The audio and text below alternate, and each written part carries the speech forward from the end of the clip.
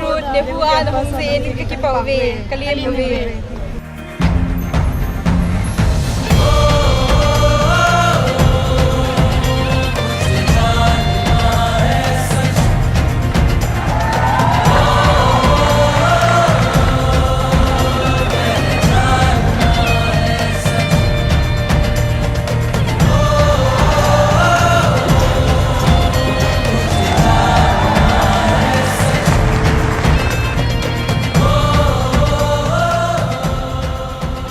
Namaskaram and good afternoon to everyone.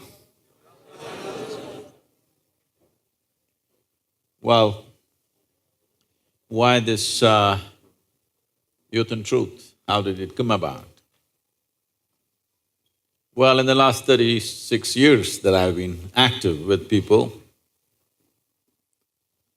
it's been a constant refrain like this. Thousands of people asking me this question. Sadhguru, when I was 20, where were you? You came when I'm 60. What is the point? These sort of questions have been a continuous thing that I'm hearing. So we thought we will step out and meet all those people who are below 25 in this country.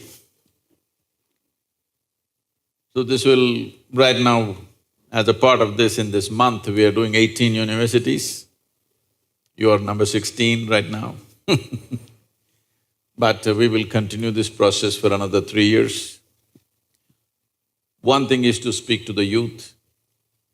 Another thing is to create a repository of questions and sensible answers for that, so that the next generation that comes, at least they will invent a new problem. Because every generation is asking the same dumb questions, but it's not getting resolved. See, if we had one kind of problem, the next generation should at least have a new problem, isn't it? If they have the same problem as I had as a youth, this means we are not evolving into anything better, isn't it? So whatever problems they have now, at least they must come up with a new problem, the next generation. They shouldn't be asking the same stuff. So we will create a repository and make it available for always, for all youth across the world. So this process will continue for 3 years to get every kind of questions that an young person can ask, and we will put out these answers, make it available both online and in the form of a book, so that anywhere in the world, youth, when they have these questions, they have a sensible solution for this. Another dimension of this is little things, small things, keep people busy for their entire life. In the sense, most human beings are just struggling with their own thought and emotion for their entire life. Our ability to think and our ability to emote are two most beautiful aspects of being human. But these two wonderful things that we have, most human beings suffer immensely. If your thought and emotion happened just the way you want it, would you ever be miserable, I'm asking? Hello? No. You would make yourself blissful, isn't it?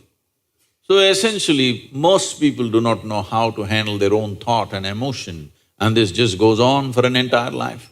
50, 60 years of age, still don't know how to handle your thought. When are you going to learn, I'm asking? When is it that it's going to happen, that you will know how to conduct your body, how to conduct your thought process, how to conduct your emotion? It should happen at the earliest part of our life, isn't it so?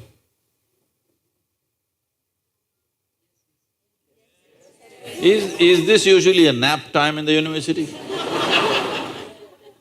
Huh? Should we… how to use this body, how to use this mind, how to use these emotions and energy, should we learn at the earliest part of our life or towards the end of our life? So, it amazes me how for most human beings life passes without they ever figuring out how to handle their thought and emotion even towards the end of their life. Well, if you have to produce a great society, if you have to produce a great nation, if you have to live in a great world, there is no such thing as creating a great society or a nation or a world. Actually, we can only create great human beings. There's simply nothing else we can do. When we say great human beings, in some way, their genius unfolded in their life and suddenly they stood out among many other people. Right now, in my estimate, if my percentages are wrong for Shillong, you must tell me, but generally in the world, looking at people, I think not even 1% of humanity manages to unfold or blossom their genius within them. Every human being has a certain genius, but unless it finds an internal and an external ambience, it will not unfold. Just the concerns of livelihood, concerns of sexuality, relationships, family, some problems that keep them busy, their genius will never unfold. In my estimate, I'm thinking it's well below 1%. If we can make this 10% in this generation, if 10% of the humanity manage to unfold their genius, oh, we will have a miraculous world, not a simple world. We will have a tremendously miraculous world. So, one thing that's happened, why we are more competent to do that right now is, never before our survival has been as well organized as it is today. Suppose you were in Shillong 1,000 years ago, morning, if you want water, go to the river, get one bucket of water. Most people today are not even fit to carry a bucket of water for a mile. Yes or no? I mean, just survival kept us so busy. All these thousands of years, just the simple survival of getting water, food, shelter has kept us full on. This is the first time, if you have the needed money, you can go to your shop and buy everything that you want for the next 1 month and not step out of your house. It's possible, isn't it? Food and shelter and other things are better organized than ever before in the history of humanity. I think this is the best time to make an attempt to really help human beings to unleash their genius. And if we do that in this generation, we can become the greatest generation ever on this planet. The possibility is there. Do we have the commitment and the courage to walk the distance? Because between a possibility and reality, there's a distance. Do you have the commitment and courage to walk the distance? This is all it takes. So we are seeing how we can take youth in this direction, because every human being has untapped genius which comes in a package and goes in the same package without ever being explored. We don't want to bury your genius one day, we want it to flourish in the world. This is why we are here. On to you. Hello. A very good afternoon, everyone. Namaskaram, Sadhguru. At the very onset, I would like to extend my heartfelt gratitude to you, Sadhguru, for sharing this wonderful day with us. It is indeed a blessing to us to have you here. Let me start introducing ourselves to you. We have Riya, student from Commerce Department. We have Abhijit, student from Engineering Department. And myself, Sunita, student from Botany Department. Sadhguru, you have just landed to Shillong. I'm sure you must have enjoyed your journey. How do you like Shillong? Well, it looks like a beautiful place, but I haven't seen much of it. Indeed, Shillong is a beautiful city, but I must say that the beauty of this place has enhanced much more with your presence here. I second that, Sunita. No. It is indeed true. The air itself has changed. It looks more charismatic. Thank you so much for being here with us, Sadhguru. NEHU has been brimming with questions. We received so many questions that it was so difficult for us to come to a few. We've chosen a few, or we've compiled some of the questions asked by you. We will be discussing those questions, Sadhguru, but before that, I would like to brief the audience about today's schedule. So we will be discussing the questions, as I said, asked by you, and then we'll have some questions that we received from social media. from those who have not been able to make it here today. And then we'll leave the floor open to the audience. So if you have any questions, you might as well get them ready. Without further ado, I would request my friend Abhijit to begin with the question. Abhijit. Namaskaram, Sadhguruji. The first question that I want to ask is actually related to me. I'm in the last year of engineering, so now there is a very big decision that I have to make now, and people have told me that if I take decisions from my heart, I'll be successful in life. So, but there lies a problem. The problem is that I don't know which thought is coming from my heart and which thought is coming from my brain. So how can I figure out which thought is from my heart and which is coming from my brain?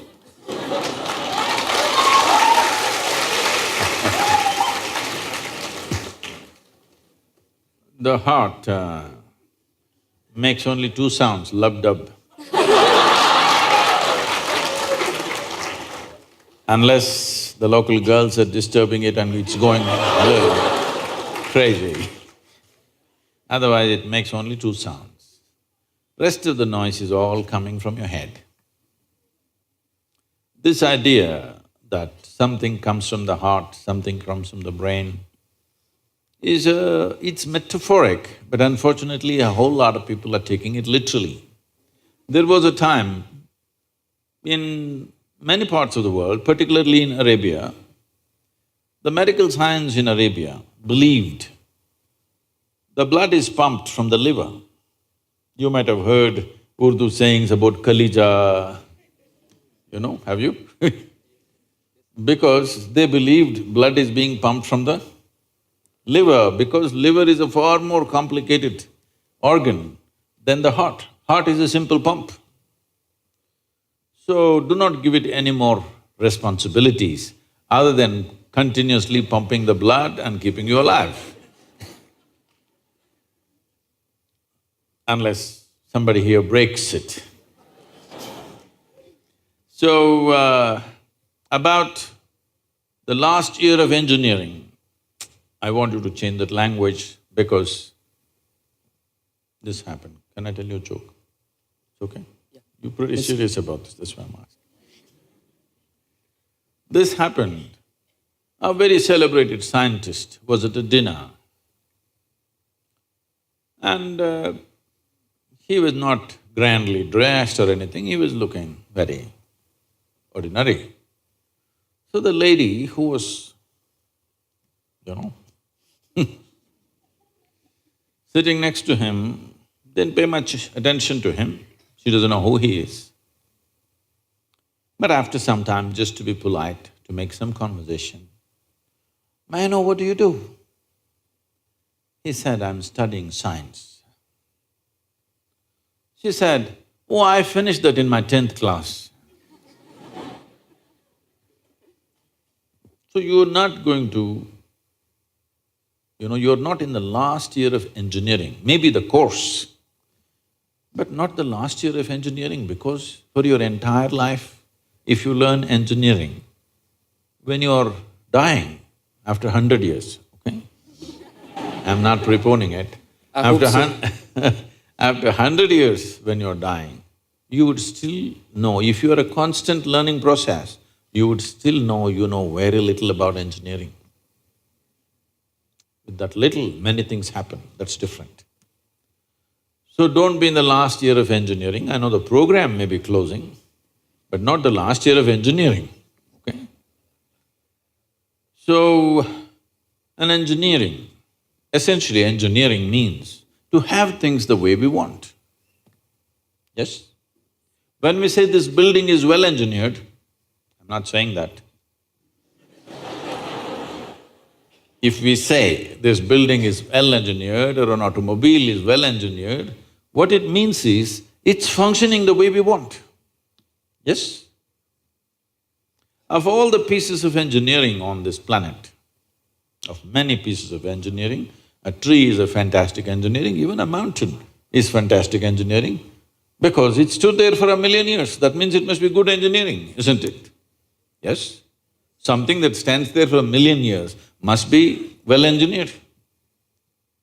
Of all this, the most sophisticated piece of engineering is human mechanism, isn't it so? Hello? Most sophisticated of all the pieces of engineering. Now, because it's a sophisticated piece of engineering, it needs a certain level of attention, otherwise you don't figure it. Now that we gave you such a highly, high-tech piece of engineering, I'm asking you, did you read the user's manual? I think there is no user manual for now. How can they make such a fantastic piece of engineering without a user's manual? Maybe it doesn't come with a booklet attached to your neck when you were born. But indications must be there, isn't it, how to use it? Huh? Is it true somebody who's an athlete or a gymnast or someone else like that learns to use their body than a whole lot of other people? Yes? Obviously, at least one aspect of the physical engineering of the body, they seem to have read the user's manual about the physical aspects. Is it true certain people are able to use their mind better than others? Maybe they read another part of the user's manual. So, now with this heart manual and the brain manual, see, the problem is most people are prejudiced against the brain. This is a question that always comes to me, Sadhguru, I want to meditate but thoughts are coming. The common question everywhere. I ask them, see, I'll make you meditate. We will stop the liver, we'll stop the kidney, we'll stop the heart, we'll stop everything, okay? Oh, no, Sadhguru. So you want the liver to function when you're meditating. You want the kidneys to function. You want even the spleen to function, you want the heart to function, but you don't want your brain to function for some reason. This is simply because brain is a new equipment that you got in the evolutionary process. This level of cerebral development happened more recently compared to the other systems. If you cut open any mammal, they all have all these parts, isn't it? Every part that you have here, all of them have. Even if you open a frog, most of you, you're biology department. Even if you open a frog, almost everything that you have, he also has, isn't it? It is only… the big difference is only the cerebral development, which is a more recent happening. Because it's a more recent happening, most people have not figured how to handle it. So, user's manual is very important. You don't read a user's manual just before you discard the machine. You read it in the first few days, isn't it? Hello? If you buy a phone, do you want to read the user's manual in the first 3 days or after 3 years when you're throwing it away? First 3 days, isn't it? So, knowing how this functions is very important. Never did ever heart generate any thought or intention. Well, when you looked at the young girl, heart beat more, that doesn't mean it's saying anything, it's just trying to compensate for the other levels of excitement that's happening.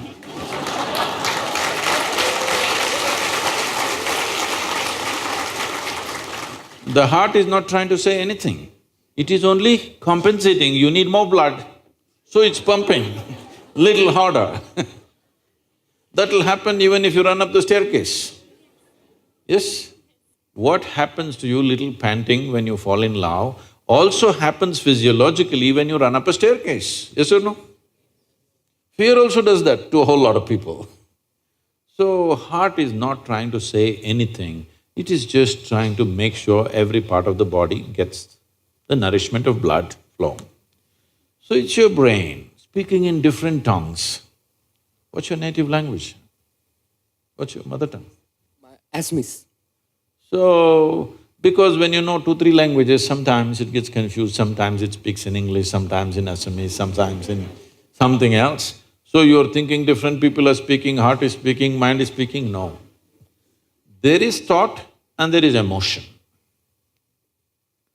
People think these two things are saying different things. They're not saying different things. The way you think is the way you emote, isn't it so? Right now, if I think, oh, she's the most wonderful person on the planet, I just have to think.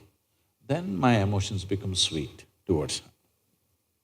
Now I think she's the most horrible creature on the planet. Now my emotions become nasty. Yes or no? I cannot think she's horrible and have sweet emotions. I cannot think she's wonderful and have nasty emotions, isn't it so?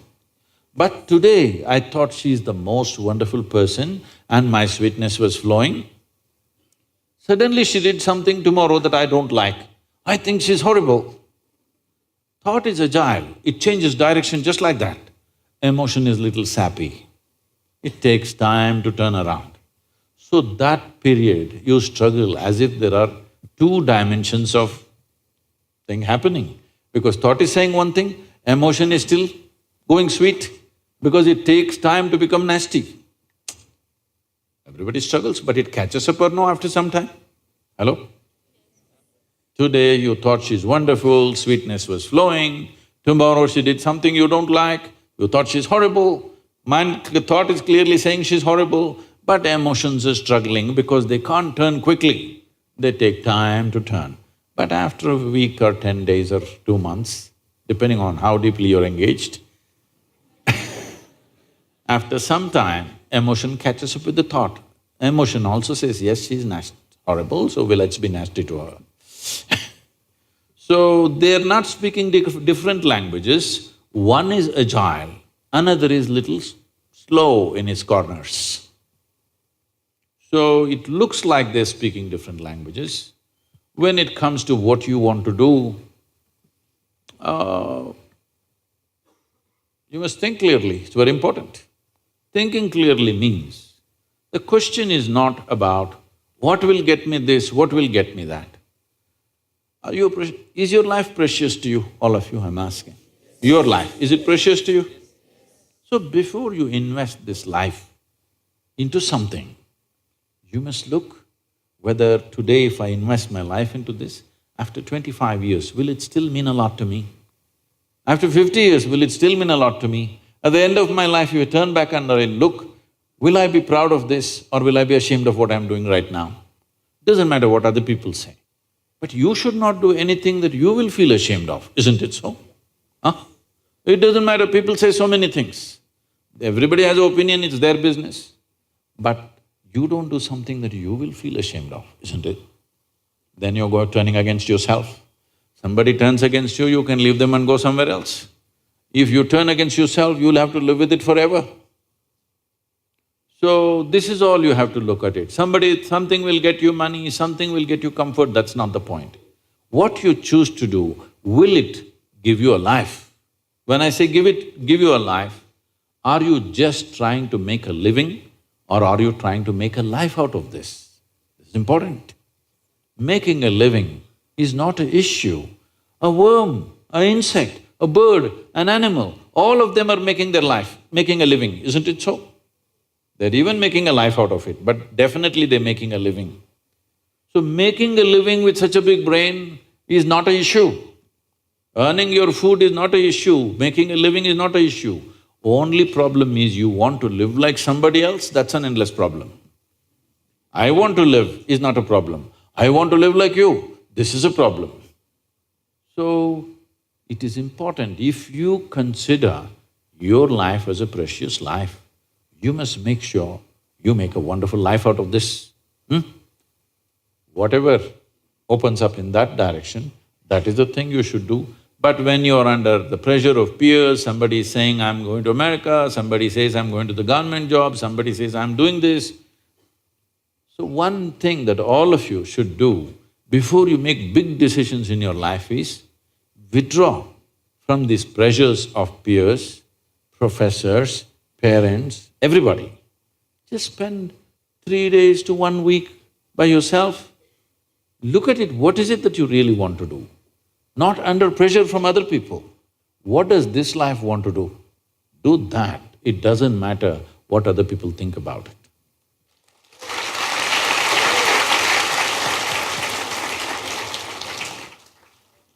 Thank you, Sadhguru.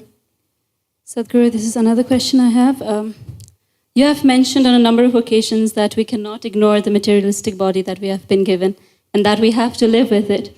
But how do we find a balance between the materialistic world and the spiritual world? Where exactly do we draw the line, Sadhguru?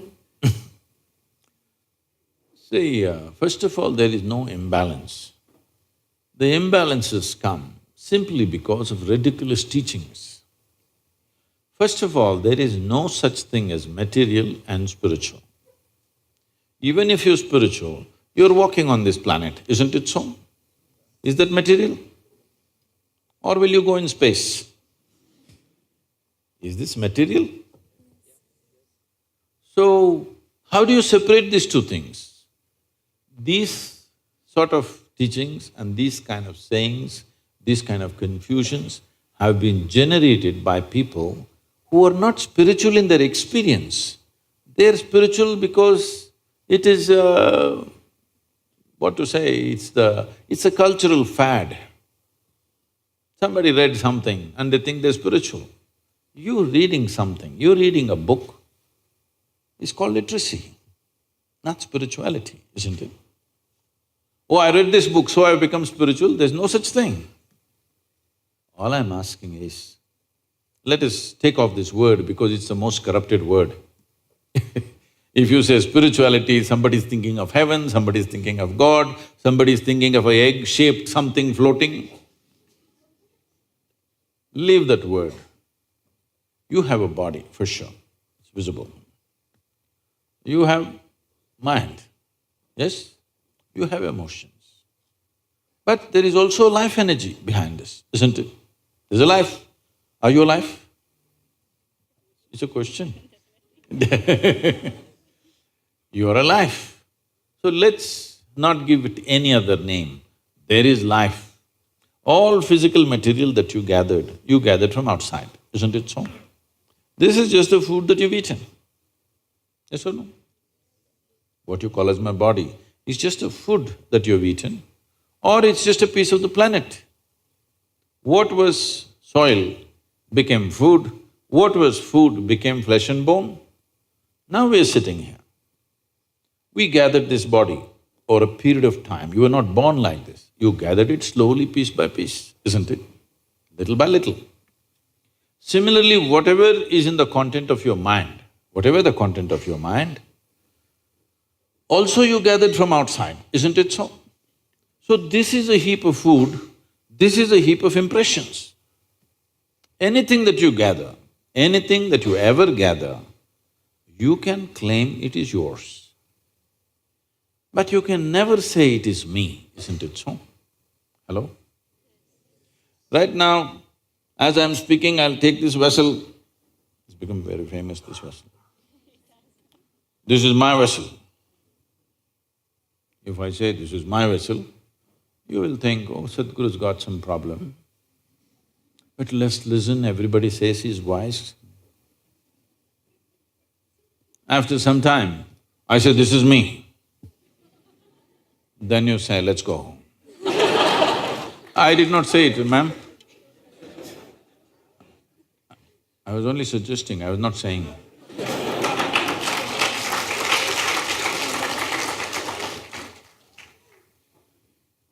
Because the moment I say this is me, you know this is a nutcase. Yes or no? The moment I say I'm the vessel, you know this is a lost case, isn't it so? So, this is happening to you every day. Food appears on your plate, you say, this is my food. You eat it, then you say, this is me. Case or no? Hello? You have a psychiatry department also in the university? No, no medicine. VC is saying it'll come soon.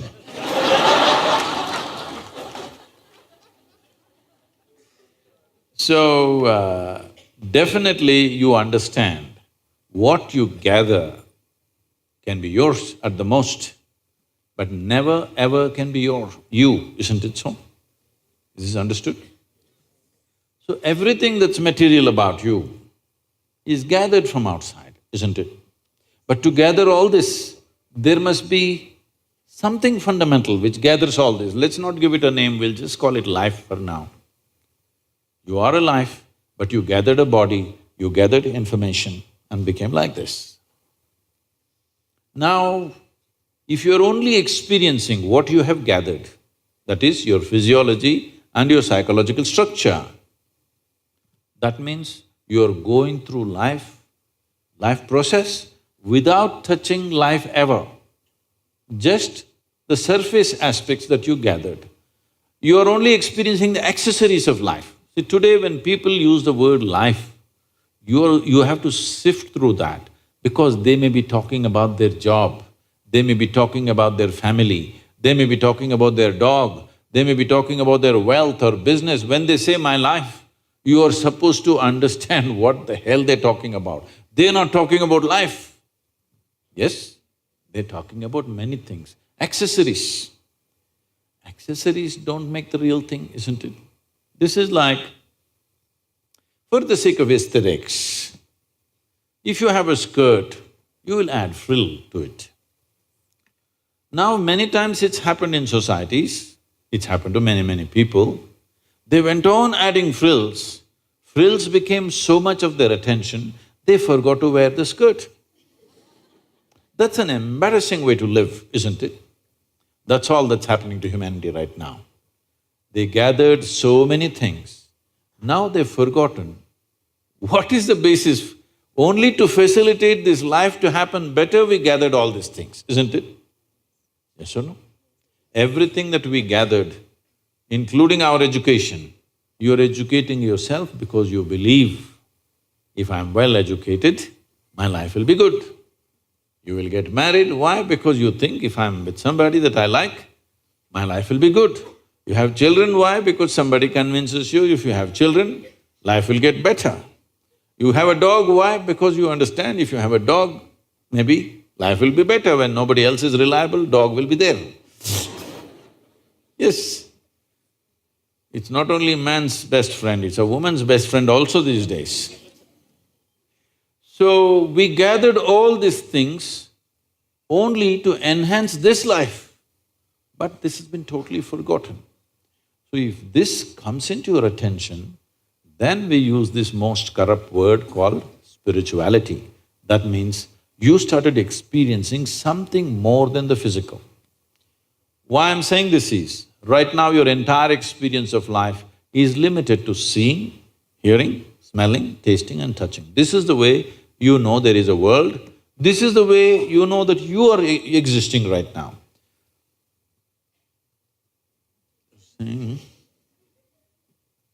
If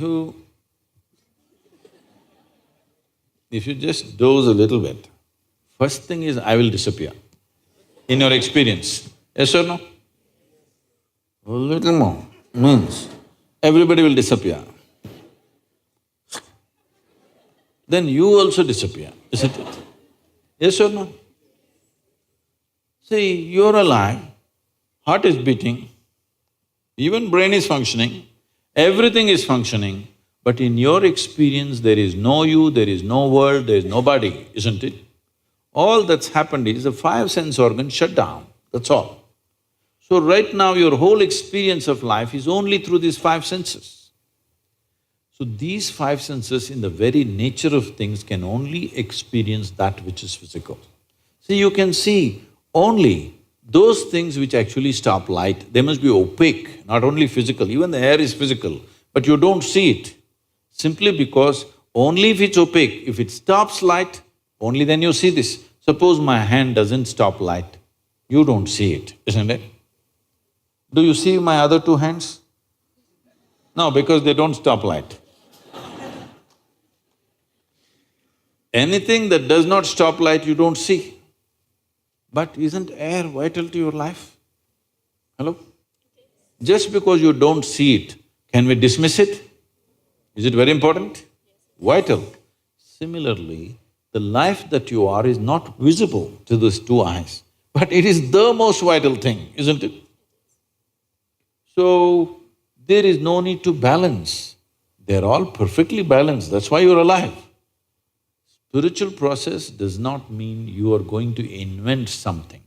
Always, spirituality was referred to as realization. Realization means what?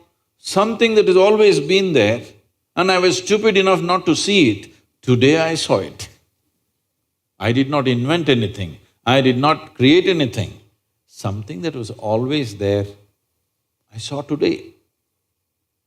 Though it is all the time here, I did not see it, only today I saw. This is realization. This is not an attainment, this is not an acquisition, this is not something else. This is just realization. So, realization does not change any dynamics of life. It's just the way it is. But because you realized, suddenly you are empowered.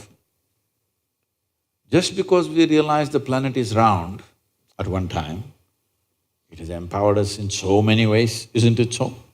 If we thought it's flat, which as we did some time ago, no, but we just realized we didn't make it round. It was always round, but we thought it's flat. But one day we realized it's round. How it's changed our life, isn't it? Similarly, spiritual process means just this, you're not doing anything. You just started seeing everything the way it is, rather than imagining it some other way. And seeing things the way they are is the biggest empowerment you can have, isn't it? In your life, whether you want to engineer or you want to run commerce or you want to do biology, first and foremost thing is, you see it the way it is, isn't it? If you don't see it the way it is, everything that you do will be wrong, not one thing. Everything that you do will be wrong. Suppose we thought the earth is flat and made 1,000 calculations about this planet. Everything, not one thing, everything will be wrong, isn't it so? So without realization, not one thing, everything is wrong with life.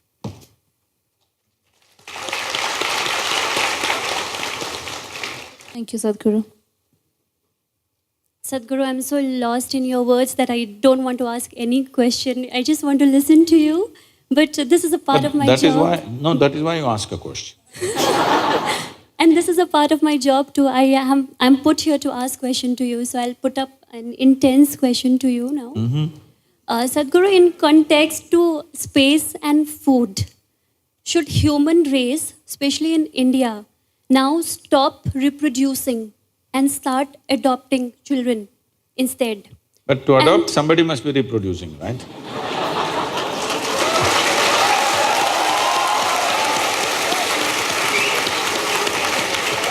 You mean to say… But there are… you mean to say robotic… No, Sadhguru. I think there are many children in the street that need parents and home. So why don't we bring them to our home rather than reproducing by our own? Why don't we parent them? But in the process of doing so, are we losing the very essence of motherhood? And what is the meaning of motherhood according to Sadhguru? That is my question. See, suppose your mother delivered you and did not show any sense of inclusion, she just left you there. Is it possible that she could become your worst enemy? Yes or no? Very much, isn't it? Yes. So your mother is your mother not because she biologically delivered you. Your mother is your mother because in various ways she showed you that she is holding you as a part of herself. Yes. Just biological delivery did not make her mother. Biologically, yes, because you are from the biology department. But in your experience, she is your mother only because of the level of inclusiveness that she has displayed in her life, isn't it? If she excluded you, she will become your worst enemy, isn't it? Yes. So for this inclusiveness, for you to include somebody, all it takes is willingness. Yes? All it takes is willingness, not biological capacity to get pregnant and deliver. All it takes is willingness. Right now, if you are willing, can you Just look at these people and really see them as your own children. Possible? Possible or no? Maybe you have some issues with some of them, that's okay. I'm leaving those two people. She's just identifying, oh, but these two. I'm trying to figure out whom do I know in the audience. I'm trying to You figure don't out have my to know friends. anybody. You don't know anybody. But can you sit here like a mother to all of them? If you're willing. Because it's only a question of willingness, isn't it? So the problem is just this, for most people their willingness is coming in installments. I will accept you, but I can't stand this guy. I can't stand this guy, but I hate this person. Like this. Now he has to do many things to me for me to accept him slowly. But if you really look at it, the nature of human beings is such. Take the example of somebody who's closest to you in your life. Sincerely, don't tell me anything. Sincerely, you look into it and see how many layers of resistance you have for that person who is dearest to you in your life. Yes or no? Many layers of resistance. Because of that, we have become like this. Unless something falls out of my body, it is not mine.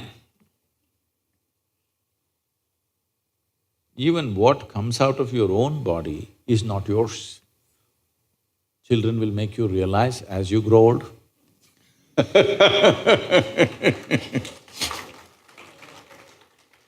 Enlightenment from the next generation. Because biology will bind you only to a certain point. Beyond that, there is human intelligence and emotion and consciousness. If there is no inclusiveness, you will not feel like one. You may be biologically connected, but you may hate each other intensely. Possible, isn't it? But people will fall back on biology because for them, only their blood is functioning, their brain is yet to function. For most human beings, their blood is functioning, genetics are there, stuff is there, but their brain is yet to function. As I told you, it's new, they've not learned how to use it.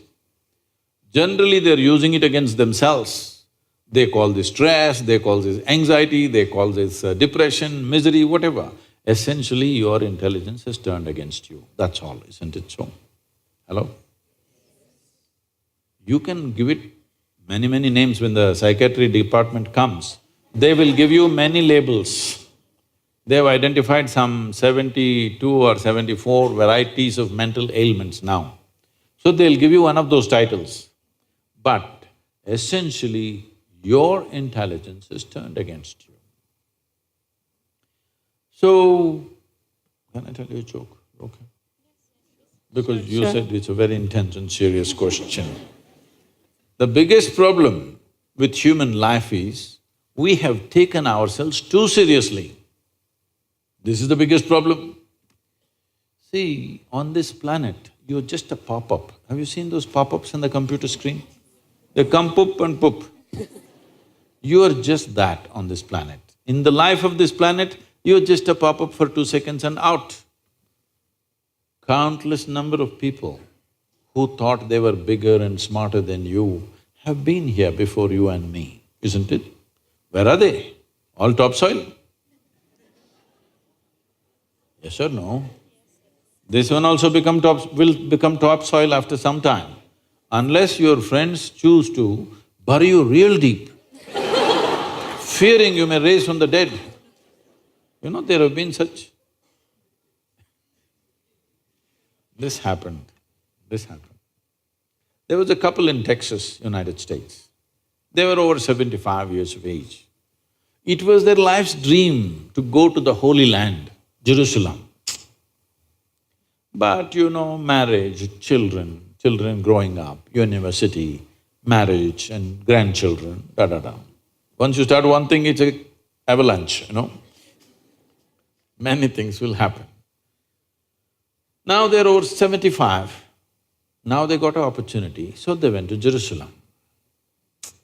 Jerusalem is a place where every cobblestone is bleeding with history.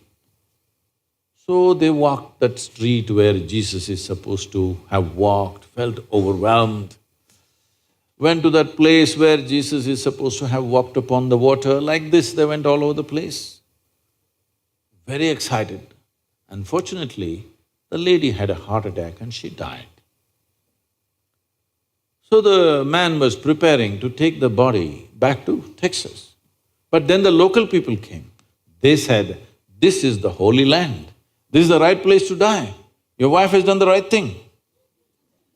There is no point taking this body to Texas, and taking the body to Texas, the flight charges are $18,000 plus local charges out there for rituals and stuff. Here, because you have lost your wife and you come for America, just $20,000 will finish everything." The man looked at them and then he said, "No, I will take her back to Texas."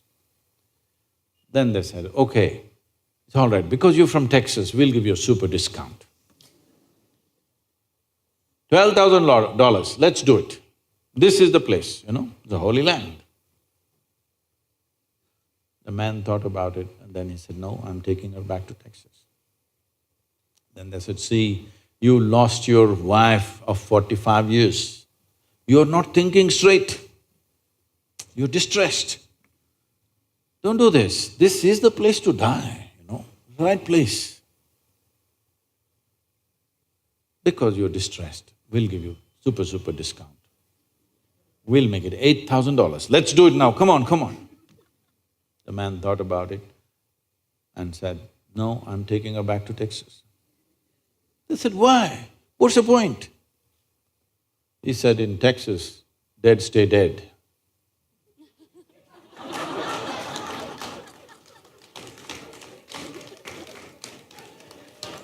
You're not getting it, not getting it. So, our biological connections are important, I'm not saying no. But we have overly exaggerated this. This I'm calling as Dhritarashtra syndrome. Dhritarashtra, at any cost my son, he's a bloody idiot, it doesn't matter, at any cost my son. Unfortunately, after 5,000–6,000 years, it's still going on. I get down in Chennai, if you get down at the Chennai airport, first neon sign advertisement is a fertility clinic. I say, my God, in India you need a fertility clinic? What you need is an infertility bomb.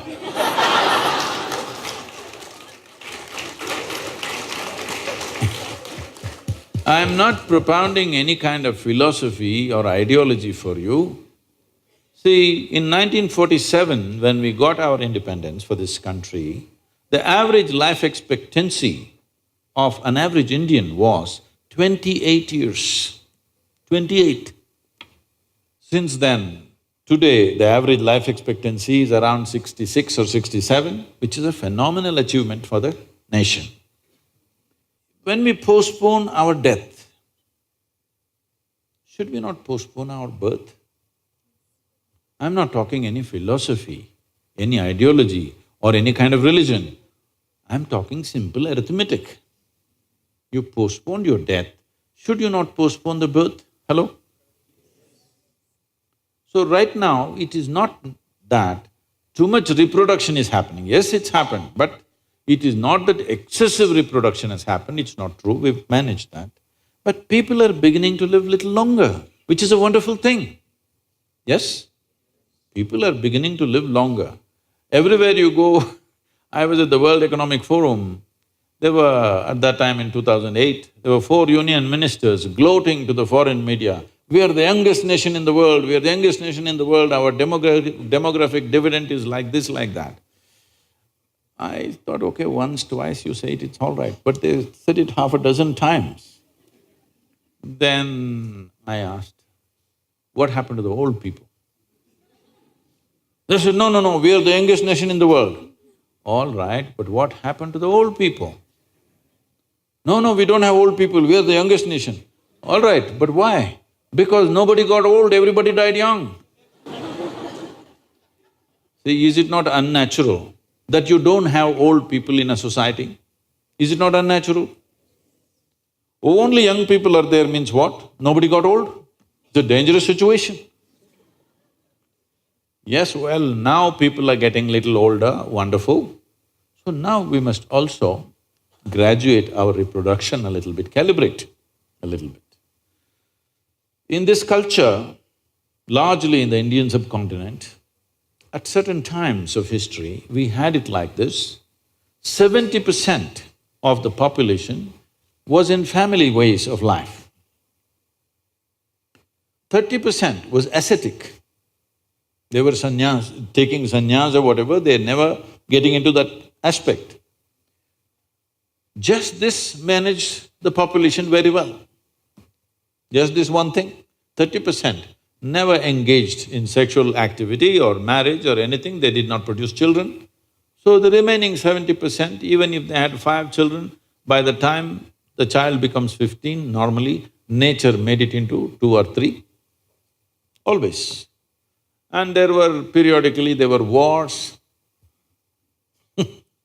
and people died more easily in the past because there was no such medical thing. Those who were not fit to live, they died. Today we have many things, it's all great that we've done certain things for the human well-being. But we must also understand the land that we live upon also has a life. It's a life by itself. You can't just be occupying every square inch of it and thinking, we are doing something fantastic. You're stupid. Because today there are some studies which say, if all the insects on the planet die today, let's say all insects died today, in about 4.5 to 6 years' time, all life on the planet will disappear simply because there are no insects. Except deep down in the earth, there are certain microbes which may survive.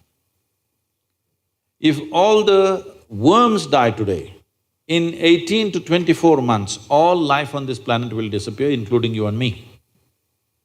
If all the microbes disappear right now, all of us will be dead within 1.5 hours. But if all of us disappear, planet will flourish. Yes or no? So one wrong perception that's happened, religions have spread these messages saying that we were made in the image of God, so all other creatures are here to serve us. No, please just go and look at the movement of ants. An ant doesn't think he's there to serve you, he's got a life of his own. Yes or no? You interfere with that, he will do what he has to do to you, isn't it? Does he think he's there to serve the human being because you went there, all of them put up their front legs and did this to you? Huh? He's got a complete life of his own. His life is important for him, isn't it? So these ideas that the planet and all the life was made to serve humanity, this is a very wrong idea. First of all, this idea that the creation is human-centric is the most dumbest idea we have on the planet. This creation was not made for human beings. We are just one consequence of the creation.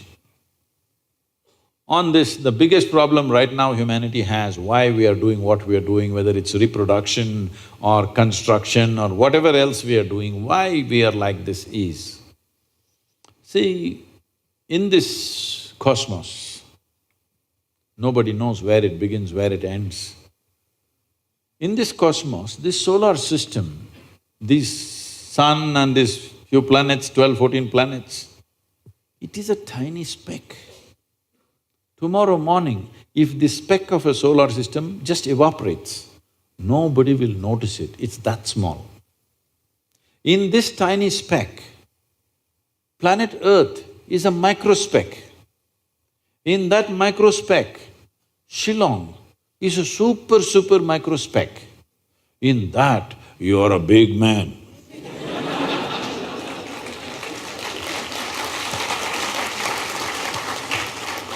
This is not a small problem. This is not a small problem, this is a very big problem. So everybody wants to leave their footprint. Reproduction largely is a footprint. People want to leave a footprint. I'm not saying nobody should have children, nobody should have children. But once you become human, the difference between us and other creatures is, whatever they do, we also do. They eat, we eat, they sleep, we sleep, they reproduce, we reproduce, they die, we die, all right? We're doing the same things. But the significance of being human is, we can do it consciously. Reproduction also must happen consciously, isn't it? Hello?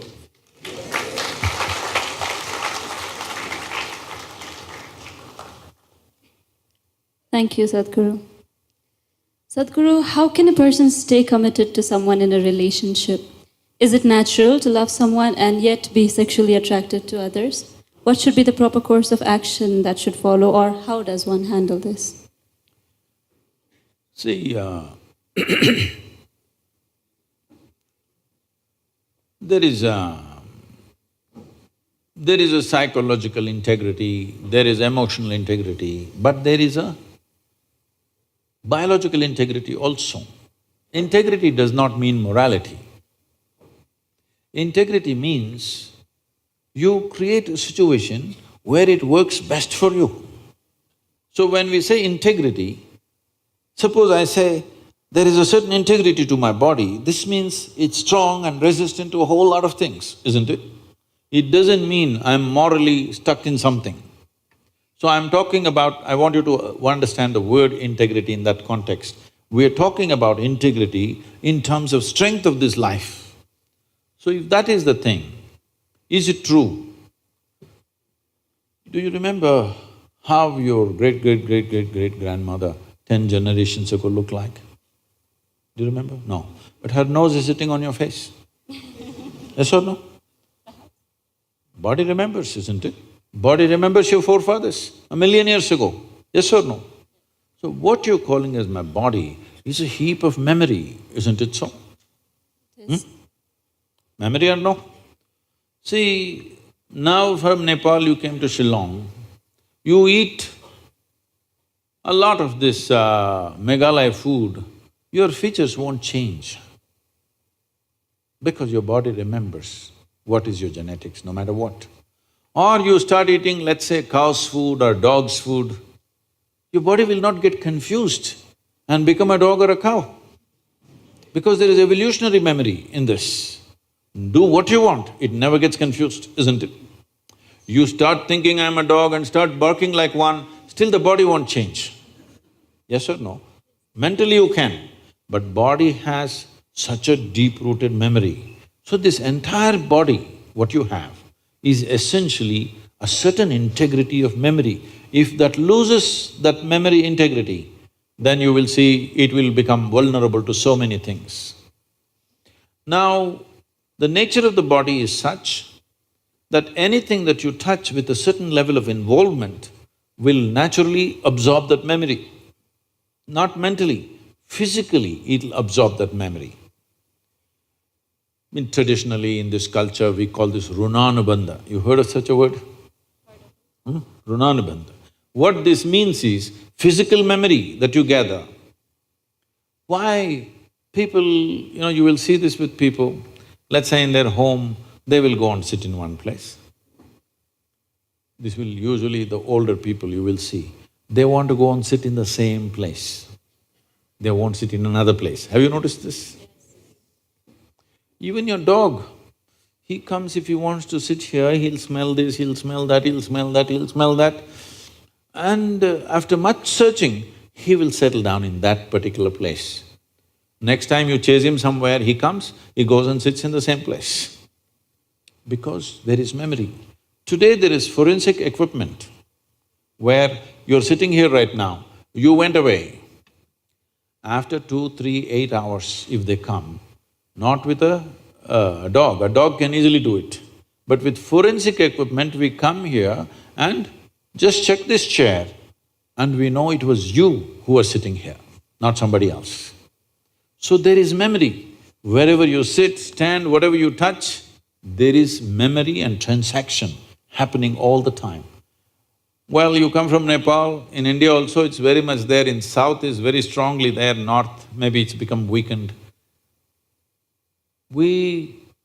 People never give salt to another person. Do you know this? Here also?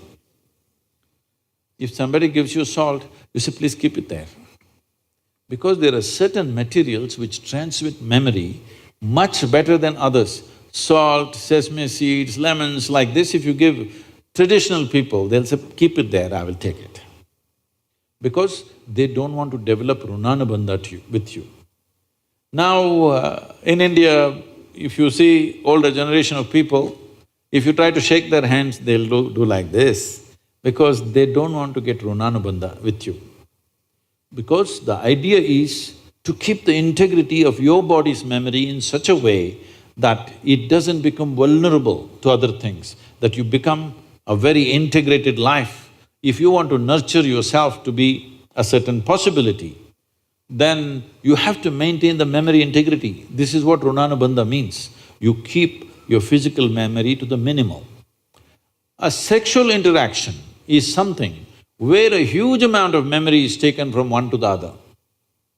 So always, not in this society, everywhere else, forever people saw the advantage of keeping that memory to the minimal. If you make that memory very complex, you will see to be at ease will become very difficult after some time. There will be pleasure, but there will be no joy in your life. You can observe people, don't go by what I'm saying. You can observe people, they will have pleasure, they will giggle all the time, but you look at them, there is no joy in them, there's no ease. Because the ease will go away with excessive memory. This is not only with sexuality, there are many other things that you do like this. Right now you see this very much in the Western societies. Wherever I go, especially in America, people will come, Sadhguru, where is my hug? I say, it must be with you. Why is it with me? It is not like at a certain moment when you feel close to somebody, you hug them. It's like all the time you have to touch people, because today's psychiatrists are analyzing these things and saying that is because they have not been sufficiently touched by their mothers and parents at an early age. When they grow up, they're desperately longing to touch somebody all the time. All these things have a serious impact on one's life. How much physical contact when the child is born, this will determine how much physical contact they will long for later on. And the memory of what an infant picks up from the mother at that time, because till a child becomes 4.5 years of age, in many ways, energy-wise, it's not a separate life, it's still attached to the mother's body. Actually, if by nature if people go till then, they must be drinking the mother's milk and connected up to 4.5 years, that's how naturally it was. So, the energy doesn't mature at that time, more and more memory that you get from the mother is better and better to strengthen this. But once the child begins to move out and becomes an individual, life is organizing itself. People come to me and say, Sadhguru, can you bless my daughter, can you bless my son? First thing I ask is, how old? If they say 15, 16, 18, all right. If they're over 21, I say no. Because me blessing you, blessing will not go to your child. You may still think emotionally that's my child, but as far as life is concerned, it's become fully separate. Generally, the course of life is considered to be approximately 84 years or 1008 cycles of the moon. The cycles of the moon and our body is very directly connected. Only because our mother's bodies were in sync with the cycles of the moon, we are born, otherwise we wouldn't be born, isn't it? Hello? So, a full life is considered 1008 cycles of the moon, which will approximately considered as 83 to 84 years. So if one crosses 84, it's considered a full life. In this, the first quarter is the only time when it is connected to parentage. After that, the child must move, because energy-wise, you cannot connect those two lives anymore. So that is when the longing, if you have not created enough integrity within yourself, the longing for another body multiplies. Even though the hormonal phase may be higher between 15 to 20, the longing to bind and bond with somebody increases after 21 years of age because unknowingly you're like a satellite who fell off the main mother. You come off the motherboard. Now you want to attach to something unless you find some integrity. This is why between 12 and 18, one must do lot of sadhana to strengthen the body so that you don't desperately bind yourself to something or somebody. You must consciously, if you wish to take a partner, it must be a conscious process. If it's a compulsive process, then you will pay the price for it. This is not a question of morality. It is not that this is sin, that is sin. The question is, what is your priority in your life? If your priority is to make this life rise to a higher possibility, then you must be conscious. If you want to somehow live and go, it's okay.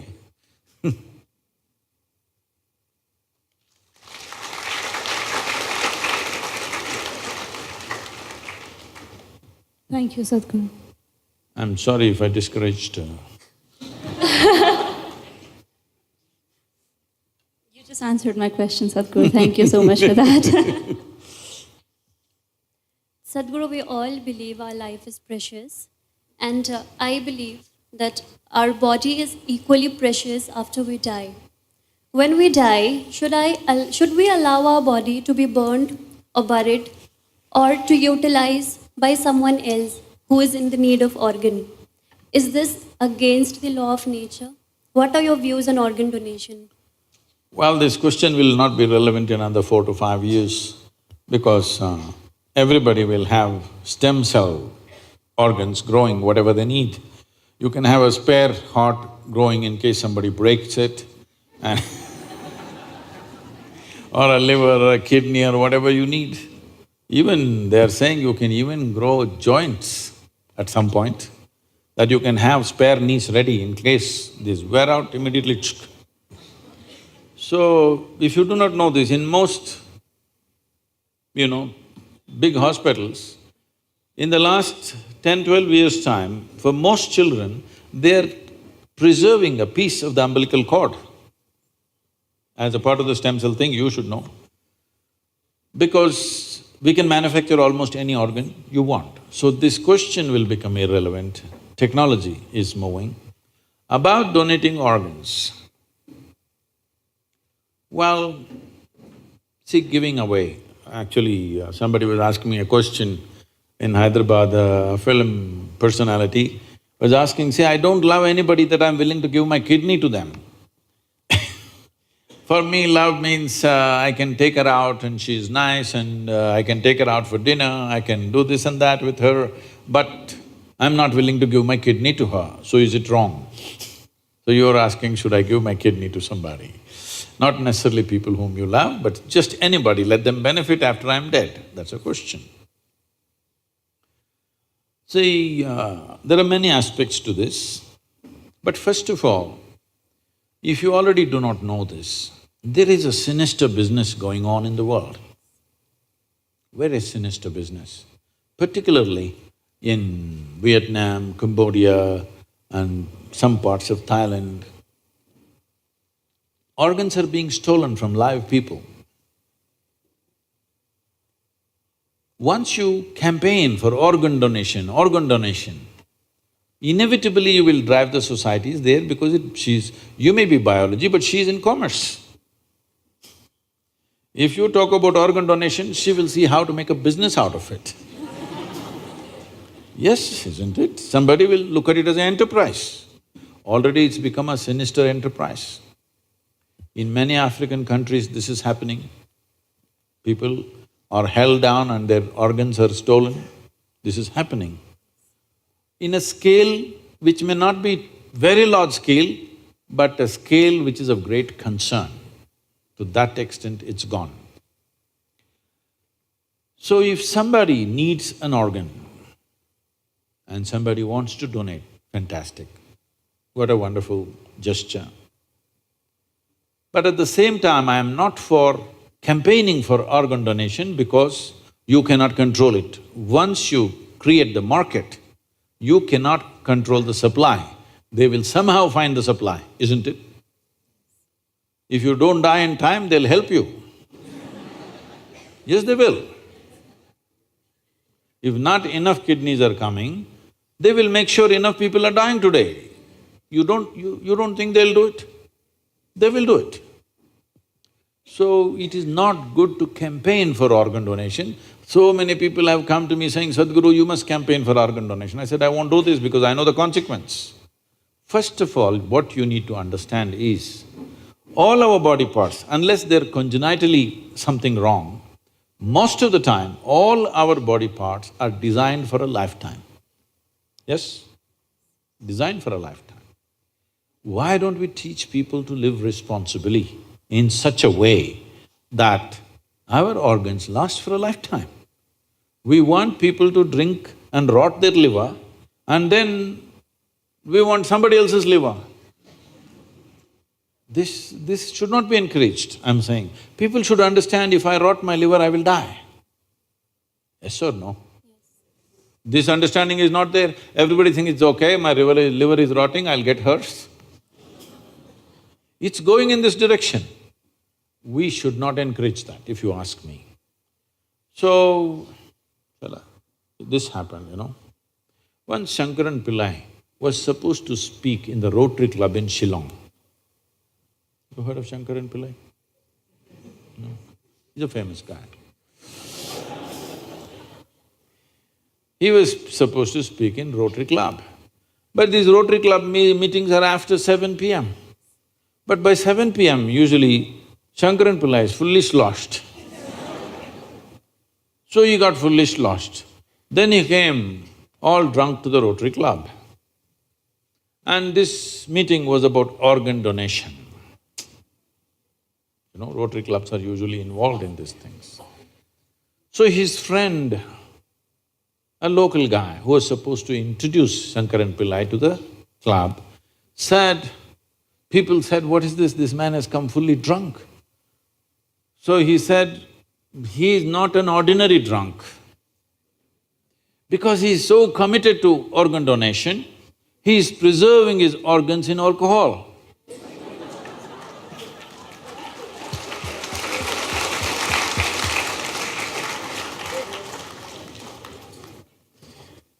So you want to preserve. It's most important that every human being takes this responsibility. The organs that are given to me by nature will last for a lifetime. Something happened, some ailment, accident, something else happened. Such a thing happens, always we can seek. But this entire culture of organ donation, people are looking for a cause, this is the problem. If you campaign too much for this will become a sinister possibility. Fortunately, the stem cells are coming and that could change everything. Thank you. Thank you, Sadhguru. Okay, Sadhguruji, this is very common in my college, and it is true about me and also my friends. So, I'm in love with a girl, and and what happens is that I don't have the courage to talk to her, and this is a like self-doubt that I have. I think that I don't deserve her. So, what to do on this regards? You are in love with a girl or you've fallen in love with a girl?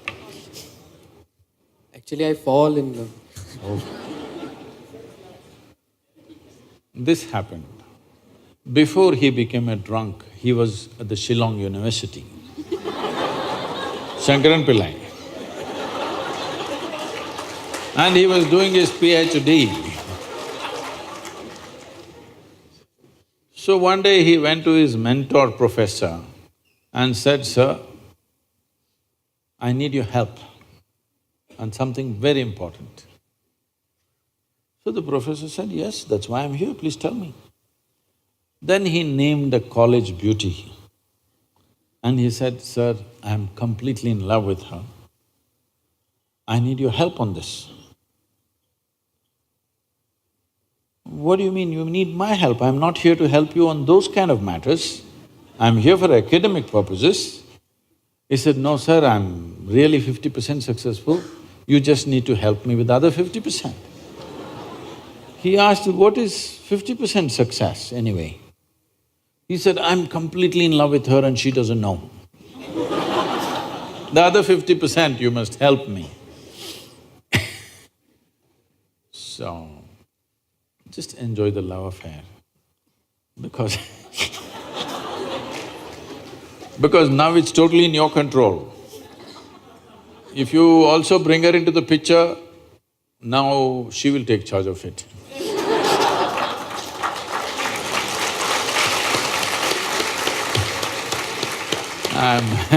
I'm not saying you should not fall in love with somebody, but don't be in a rush to live. At this stage in your life, see how to build yourself up into a worthwhile life, then things will come to you in a certain way.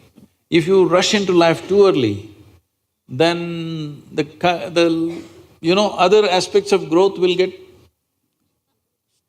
it'll get stunted. Because you got emotionally entangled, now you immediately… the girl says, I'm going to come with you tomorrow morning. Then immediately you have to find some job, you've not completed your engineering, you will find one auto rickshaw to drive. Arey, all these things will happen. Love does all these things to you. So just… you're having a great love affair, just enjoy it, don't tell her.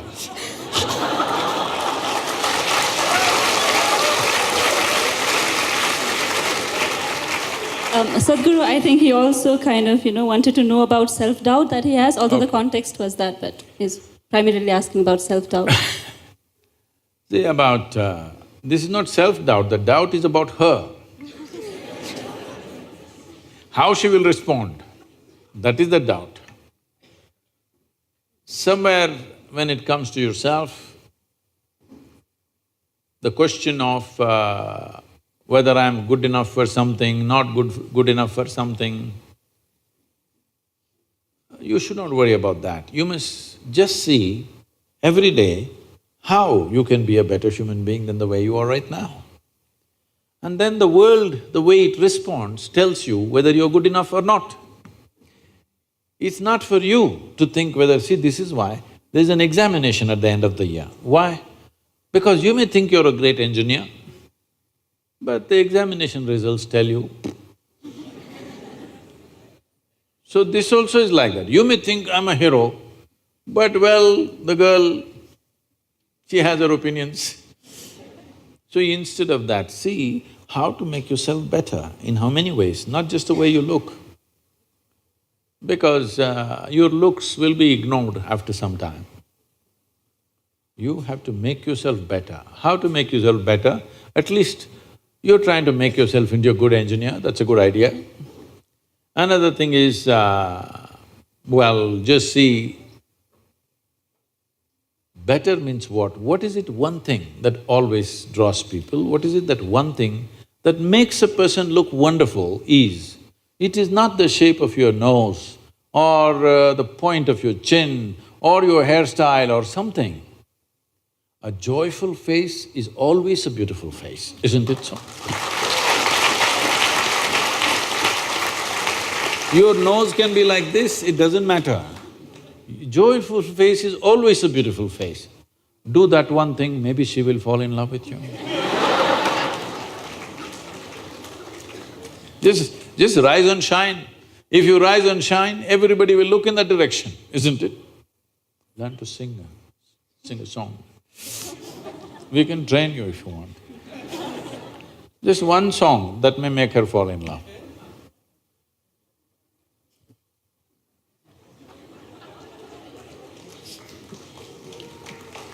You should soon join the school of Isha for singing courses. Thank you, Sadhguru. Next question is rather controversial, and you have also addressed this, but we are putting it again here because it is quite relevant. As is known that the majority of population in the state of Meghalaya is that of beef eaters. With the government banning consumption of beef in mainland India, people have an idea that the government is trying to control the very food habits of the citizens of a democratic nation. If beef is to be banned because of religious reasons, isn't it against the idea of secularism? And if it is for the environmental point of view, as you said, why not mutton ban or chicken ban, which are also reasons for greenhouse gas emission? Well, let me change one aspect of the question. Nobody ever uses mainland India. That's only mainland China. Okay. Rest of India. This is also mainland India only. It is just that which is being misunderstood now because of certain things that have happened is, when Jawaharlal Nehru talked about building roads and bridges and industry across the country, including dams, because at that time we thought dams were the biggest things we could do, now our ideas have evolved into something else. When there were plans for Northeast, he was advised that don't touch Northeast.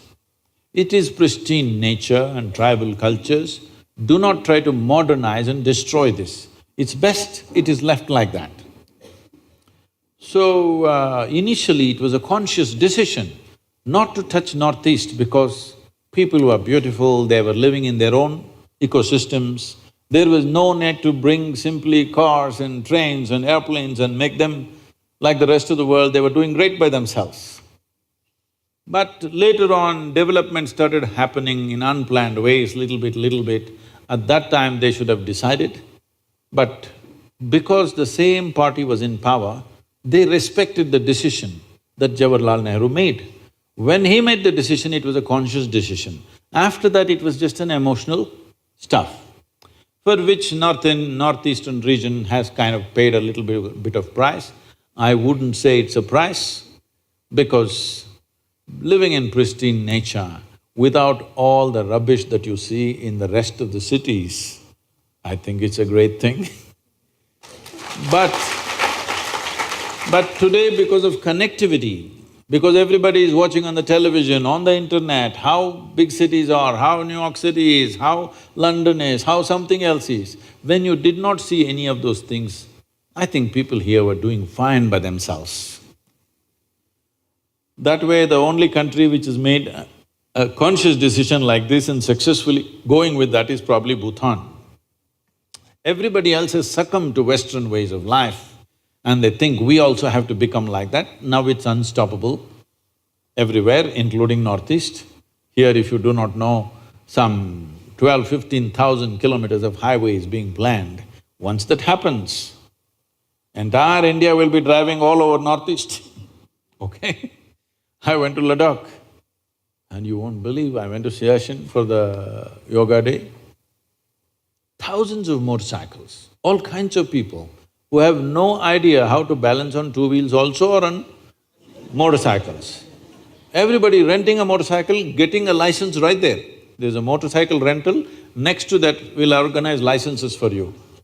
Right there, instant license and hundreds of motorcycles everywhere. It is no more the Ladakh, pristine Ladakh that it was, simply tourists and traffic jams on the mountains, unbelievable. Well, that's going to happen to you because you asked for development. Because this is the kind of development that's happening in the world, unfortunately. Everything in excess. And in 15–20 years it'll happen, this government has decided to put railways, airways and roadways and everything. So, we can think it's development. It is also a certain loss to the country because tribal cultures will be totally lost, pristine forests will be lost, everywhere there will be picnickers, okay? Not wildlife enthusiasts or something. Picnic people will be all over the place. So, having said that, now the reason why it is banned in many major states in the thing and at the same time they've not touched this here is, in those states there is a huge emotion about that. Democracy, you talked about secularism, democracy is always about considering the concerns of the people. When there is such a big emotion, it's better you take that into thing. And everybody thinks this law came in the last 4 years. No, this law has been there since 1950. So this has been the way we have been running the country. We make a law and we don't have the courage to implement it. Now some hothead on the street, he decides to enforce the law. When mob tries to enforce the law, it will happen in cruel ways. It will happen in ridiculous and in archaic ways of doing things. So this is something we must decide. If we make a law, do we have the courage to implement the law? Do we have the means to implement the law? Otherwise, better there is no such law. So now, in the major states, if you do not implement it, there will be backlashes, there will be violence. So implement it, there is some kind of grouse happening, a small group of people. It's better to manage them rather than create a on-the-street battleground, okay? You don't want that right now because we are poised for economic development. Everything is being done to see social unrest doesn't happen. So here traditionally, see even in India, this is a very gender-biased law. You can only not slaughter a female cow. You can slaughter a bull, you can slaughter a buffalo. Look at this, gender discrimination. You can slaughter me but not you. Only cow protection because in this culture, this is a pastoral culture, where we have an understanding. Now it's different, but in the past, if there is a bad agricultural year, if there is a famine, we used to have serious famines in this country, if there is a famine, if I have 2 cows in my house, my children will live. You don't have cows, your children will die. This is a wisdom stuck in people's minds. So when because of my cow, my children lived, I worship this cow because this is the source of my life and my progeny. So there is a very deep engagement with the cow, in the sense when I was growing up, we were never fed milk from multiple cows. That specific cow, it has a name, and every day they will take you there and you at least give something, you know, one banana, one little grass or something to the cow, and always my grandmother will be saying that this is you're like your mother, you're drinking milk from this cow, you must be always grateful to this cow, this kind of thing. Like there's a huge emotion between you and that cow because you're drinking its milk biologically and emotionally you're connected. You're not drinking dairy milk which is million cows and buffaloes and we don't know what else. So this has been the culture. Because of that, because we have drunk the milk of this cow, if we tomorrow want to eat the cow, that is considered cannibalism, not cow slaughter. I want you to understand this. It is deep-rooted in us because like our mother, this cow gave us milk. Tomorrow how to kill it and eat it up, this is considered cannibalism, and we said, you never kill the cow. But they allowed other big animals to be killed also. And this methane gas you're talking, this is not a problem in India, this is United States problem. All the statistics and stuff, we just import it from the West and we think it's like this. In United States, how the cows are kept is a completely different matter. If you go into a cattle thing, it's something you must go and see, then you will not ask this question again. You must go and see, there will be 500,000 or 1,000,000 cattle in one place. There'll be not a speck of green because so many animals moving, full of dung and everything. All in sheds, sometimes they move them out for exercise and again back. On the highway side, if they're there a kilometer away, the kind of sounds they're making, it will churn your stomach. Because they're intelligent enough to know that they're going to be slaughtered. You must see the screams of the cows. Once you go there, never again you will touch anything because basically it will churn up something within you. Why I'm saying this is, see, cow is an animal where I have seen this personally, somebody that I knew. This is a lady, she named this cow as Lakshmi. It always was with her, 30 years that cow has become, it's very old but still with her. This lady died at 87. This cow came and just stood in front of the house, did not move from there, refused to eat. 2 days later, it just fell dead right there. And I have seen cows, if you are very attached to it and you're in some grief, you're not even with the cow is somewhere else, but it knows tears are flowing from the cow's eyes. So because it has human emotions, we said you cannot kill this because it is exhibiting human emotion. If you kill it, it amounts to cannibalism. When there is such a sensitivity, if you say, in front of my house you will slaughter, obviously there is going to be a problem. So in this part of the country, there is no such sentiment, so they did not pass the law. I think it's a very sensible thing to do, isn't it? But every doctor in the world is telling you, red meat is the source of every goddamn disease you have, so you better change.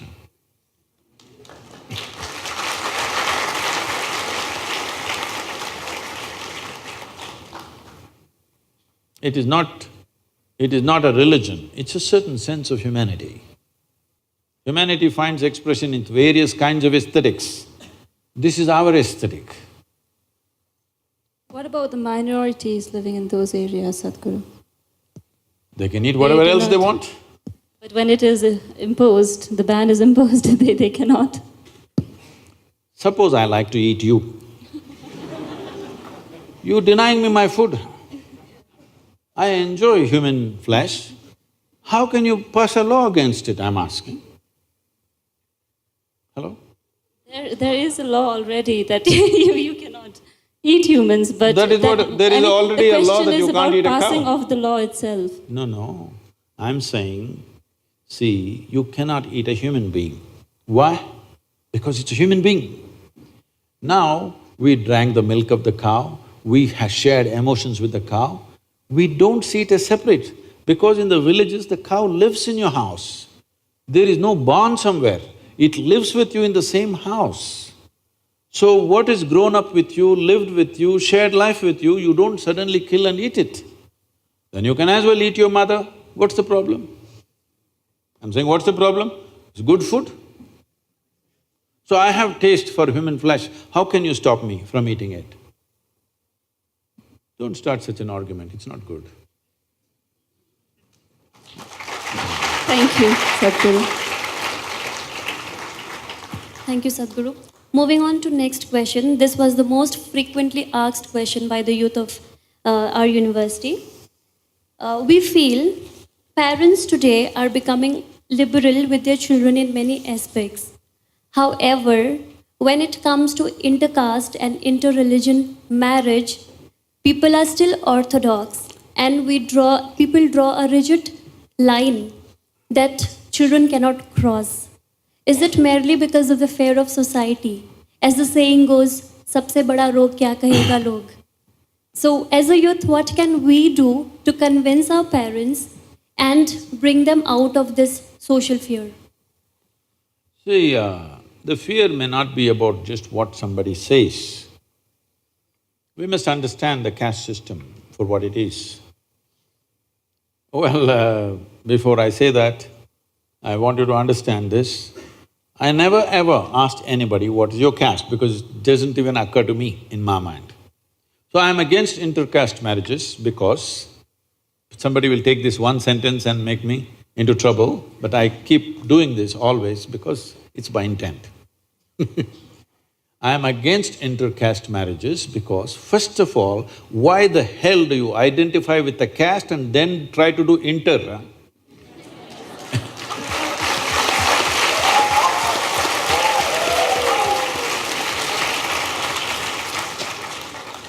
When I was young, if I wanted to marry somebody, I won't even bother what the caste is, I never asked. Actually, this happened to me. My wife, I never asked what's her caste. I just came home one day and told my father, I'm marrying this girl. He asked, who is she? I said, her name. I only knew her pet name, I didn't know her full name. Because that's what I called her. Then he asked, who is her father? I said, I don't know. He said, what? You don't know the father's name, you'll marry her? I said, I wish to marry only the girl.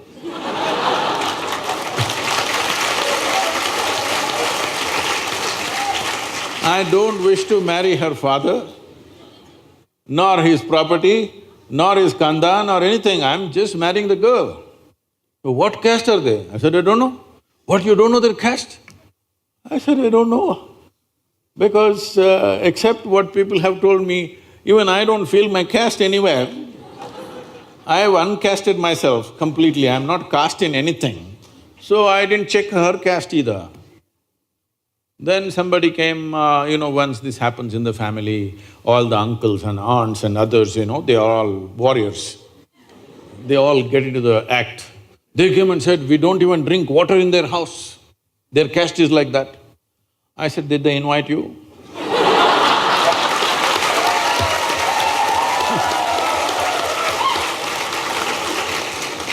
They have not invited you to come home. Only after they invite you, whether you want to drink coffee or whatever, we will see. Right now they have not invited you, nor am I planning to take you to their house, nor am I planning to go to their house. I'm just marrying the girl. They couldn't believe it. I said, boy, how can we do this? Our families can't sit together, they're caste. I said, I never said I'm inviting you to my wedding either. So, I just declared to my wife, I said, you're my wife, that's it. She said, this is all no witness, no arrangement, no garland. I said, see, no bloody witness can ever hold me to anything. When I say something, that's it. I will not go back on it. I said, I'm married to you, this is it. So I just came and announced to everybody, I'm married. They said, when, where, how? That's not your business. This is my wife, then that's it. So I'm saying, first of all, why do you caste yourself and then why do you intercaste yourself? Not necessary. But there is a social situation, that is, in this country, why this caste system stuck on like this is, this was the only means of transmitting skills. Suppose your father is a goldsmith. Now he will marry you only to your goldsmith, another goldsmith, because right from your childhood you have helped the goldsmith carrying this and that, you know how to handle it. Suppose he suddenly marries you to your blacksmith, you will feel lost in that house and you know nothing about it. Because knowledge was transmitted only through the family tree. Today, we don't know what his father is, but now he's become an engineer. We don't know what your parents are, now you're becoming a bio thing, because we have institutions which transmit knowledge. When there were no such institutions, family was the only institution transmitting knowledge, so we didn't want to corrupt that, so we maintained that. Now that is irrelevant. One part of the caste system has become irrelevant. Another reason why people are sticking to the caste is because there's no social security in the country. If tomorrow something goes wrong with your life, okay, you married some strange boy, and if something went wrong with your life, you fell ill or he fell ill or accident happened, something happened, now the only people you can fall upon is your clan. You go and knock on somebody else's door, they won't open their door. You have to go to your caste. If you say, I belong to this caste, they'll say, come, we'll do something for you. So this is the social security you still have. So in urban areas, it may not matter because you have insurance and this and that, but in rural areas, if you just break away from your caste completely, you are completely on your own. If something goes wrong, there's nobody going to stand up for you. So this is the social security system. Don't try to worry about this destroying caste system by intercaste, all this. If you create a proper universal social security system, caste will die a natural death. Nobody has to kill it, it will just go.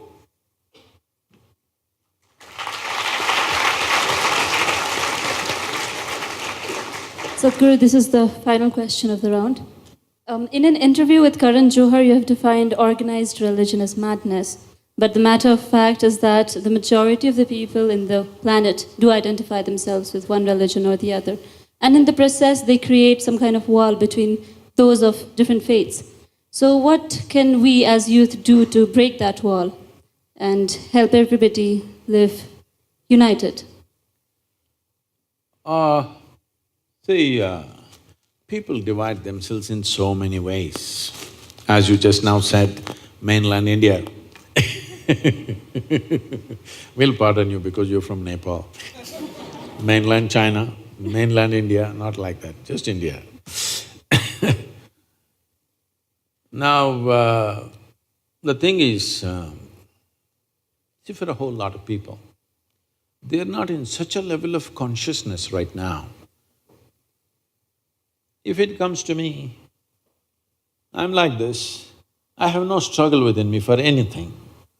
So I don't look up, because I know the planet is round and it's spinning. If I look up, I'm looking up in the wrong direction. But for somebody else who is fearful, somebody else who's not figured their life, for them just believing there is somebody up there gives them solace. They're going to open the psychiatry department. But you will see psychiatry is very inefficient because you can treat only one patient at a time. And you need lot of furniture like this, you need a couch, But now, God is holding your hand, don't worry. A whole lot of people, they're managing their psychological balance. It's true or false is not your question. The question is whether it's working or not working. It's working on one level. Yes or no? A whole lot of people will be cracked up if they don't have something that they believe they're holding on to. If that is not there, they will crack up. Because not everybody is on a spiritual path, not everybody is so organized within themselves that they will handle things out of their own conscious intelligence. They need something to lean on. Why people are leaning upon each other, why people are making… See, freedom is the most valued thing in the world, but still most people are trying to build bondages among themselves. Why? They need somebody to lean on, isn't it? So when all these people fail, they need somebody else to lean on. So, what you call as religion is a certain belief system. Belief is a very inexpensive and efficient psychiatry. It helps people to stay. Most people will lose their mind if there's nothing to fall back on. Isn't it so? But as a human being evolves from belief to knowing, then it'll naturally go away. The entire movement that I'm doing right now is a movement from religion to responsibility. What this means is, religion means God's will. When is it God's will? When things go wrong. Yes? It's also an insurance for failure. When things don't work out, it's God's will. Otherwise, failure will poke you and poke you and poke you. In case she doesn't respond, it's God's will. Yes. No, it's her will.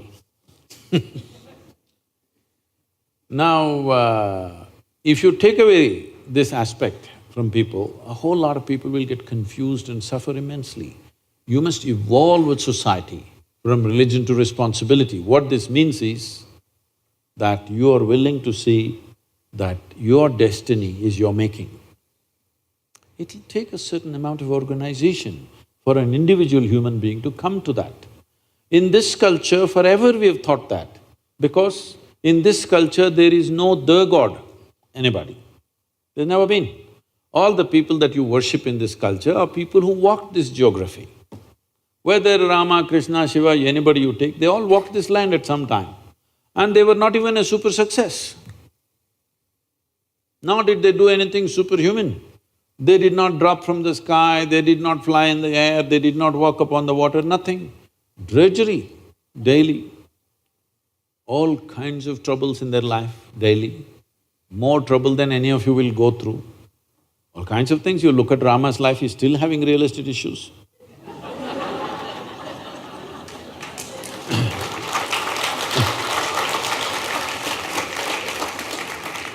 So, even during his life, he lost his kingdom, went to the jungle, lost his wife, went and got her back, again lost her, almost killed his children. Then he never saw his wife. She means a lot to him. If he was that kind, that if his wife was kidnapped, he found a local girl immediately. I mean, he's a king, he could have found another wife, all right? Any man could have found. But he walked nearly 3,000 kilometers down to get her back. Fought a war, burnt a beautiful city and got her back and again lost her. This is not a successful life, but the reason why we are bowing down to him is because no matter what life did to him, he stayed free. He did not become resentful, he did not become hateful, he did not even become reactive to anything, nor did he become a recluse. He participated, fulfilled all his duties, whatever he has to do, all his responsibilities as a king. He has personal grief, but that personal grief never became a part of his consciousness or his actions in the world. To such an extent, when he came back after killing Ravana, he wanted to go for 1 year of penance in Himalayas. His brother Lakshmana asked, "Are you crazy? This man kidnapped your wife and after so much difficulty we got her back and now you want to do penance for having killed him?" So Rama said, he had 10 qualities. 9 are all treacherous qualities. I don't mind killing them. But one aspect of him was he was a great devotee. Unfortunately, I had to kill the devotee also. For that, I want to do 1 year of penance.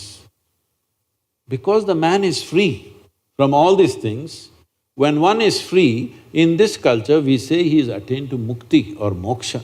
The highest value has always been liberation, not God, not heaven. Always liberation. Freedom has been the highest value. Because of that, we worship him, look up to him. We didn't say he is the God. He is somebody worth emulating because he represents freedom, no matter what. So this is something you must understand. You cannot decide what life throws at you. But what you make out of it is 100% yours, isn't it? So the important thing is that you must grow. If you want to grow with God, please grow with God. If you want to grow without God, you grow without God. But you must grow. That is, you must grow towards your ultimate freedom. That's important. So, what you call as religion never existed in this land. Various kinds of spiritual processes. And anybody who emulated, who was worthy of emulation, we started worshipping all of them. Today, a lot of people are worshipping Tendulkar as cricketing god. See, it's very appropriate for this culture. If somebody excelled in something beyond what you consider normally as human, we say he's a deva, okay? Arjuna is worshipped as a… yesterday I was at the award ceremony, Arjuna award for everybody. Simply because he excelled in archery in a certain way, now we're saying he's an archery deva, okay? So if you excel in your microbiology, we will say you are a microbiology. This is happening in the world. See, here we are doing it culturally, but is it not happening everywhere? People are almost worshipful about Albert Einstein, aren't they? People are almost worshipful about Mahatma Gandhi, aren't they? People are almost worshipful about Nelson Mandela, aren't they? Because when some human being exhibits certain qualities which is above what we consider as a normal human being, then we bow down to that. This is not… here it is consciously done, but in every culture people will naturally do it, isn't it so? So this is a religionless, godless land. Here we always told you, your life is your karma. Did we? This means your life is your making. There is no Uparwala managing you. This is the only culture. Only thing is, does it mean to say I created the whole universe? Obviously it was here before you and me came. So there is a dimension of intelligence making this happen. Where is it? What did you… okay. What do you have for lunch? Okay, I'm sorry, breakfast. Chapati. See, does she look like a chapati? She eats a chapati and she becomes like this. There is an intelligence within you which can make a chapati into a human being, yes or no? A simple dough, wheat, flour and chapati into such a complex machine, yes or no? Is there an intelligence like that here or not? This is the biggest mistake we made in the world. People went about describing God means love. All the people who lack love in their life, they said God is love. All the people who are fallen, they said God is compassion. All the people who are hungry, they said God is food. But If you don't subscribe to any of these things, if you open your eyes and pay attention to everything in this universe, if you look at this flower, if you look at this leaf, if you look at everything, you look at a tiny ant, how it is made, if you pay enough attention, there is a tremendous intelligence, isn't it? Hello? But nobody said God is intelligence. This is the biggest mistake we've made. The reason for human stupidity is just this: we did not identify divine as the highest level of intelligence. But that's what it is. If you don't believe anything, if you just pay attention to creation, do you see an intelligence beyond your brains everywhere? In every leaf, every flower, every ant, every microorganism? Yes or no? You're looking in the microscope? Yes. Do you see tremendous things right there? Yes. If you pay attention to the universe, including your own body, you would see there is a phenomenal intelligence functioning right here, isn't it? If you identify with that intelligence, if this intelligence which can make chapati into a full-fledged human being like this, if you even find conscious access to even one drop of that intelligence, you will live magically, isn't it? Not miserably. So miserable people are always looking how to fall back on something. They need a fallback. And those who may have made a misery out of their life, they want to go to heaven. Yes, those who made a hell out of themselves, they want to go to heaven. But I'm asking you, is it true that all human experience is coming from within or outside? Coming from within. What's coming from within you must happen the way you want it. Yes or no? What's coming from outside, I cannot determine because somebody else, something else throws those things at me. What's coming from within me must happen my way, isn't it so? What's coming from you, I cannot decide. We don't know what you will do. But what's coming from within me must happen my way. If this one thing, if you take charge, you will live a blissed out life. When you are blissed out, you will not want to go to heaven. Only those who have made a hell out of themselves want to go to heaven. So religion has come out of these belief systems simply because of the ignorance of how life is made. So the entire movement is to move people from religion to responsibility. This does not mean we want to destroy some religion, no. A whole lot of people right now need that belief. If you take away that belief, they will be shattered. Yes or no? It is like when you were a child, any of you can say, answer this question. When you were a little girl or a little boy, what did you play with? A toy. No, do you remember any one important thing? Usually in the West, it's all teddy bear or something like this. You had a teddy bear? You had a teddy bear. Yes. When you had the teddy bear and hugged it and walked around, it meant a world to you, isn't it? At that time, if I came and snatched the teddy bear and took it away, probably you would be scarred for life, isn't it so? For always you would remember this man came and took away my teddy bear, hurt deeply. But since then you have grown up, do you remember where the teddy bear went? No. Somewhere as you grew up, religion should fall off like that. If you take it away, it's going to shatter people. It's not good to do that because it's serving a certain purpose. It is serving a very important purpose in human societies. You can't just take it away. If people grow out of it, it's wonderful.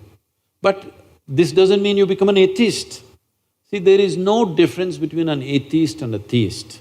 A theist believes something that he does not know in a positive way. An atheist believes the same thing in a negative way. Both of them are not sincere enough to admit we don't know. Actually, you do not know. Hello? There were two brothers. There were two brothers, little boys, highly energetic boys. When young boys are very energetic, they're in constant trouble.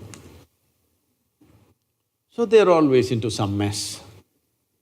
Parents are very embarrassed, log kya bolega.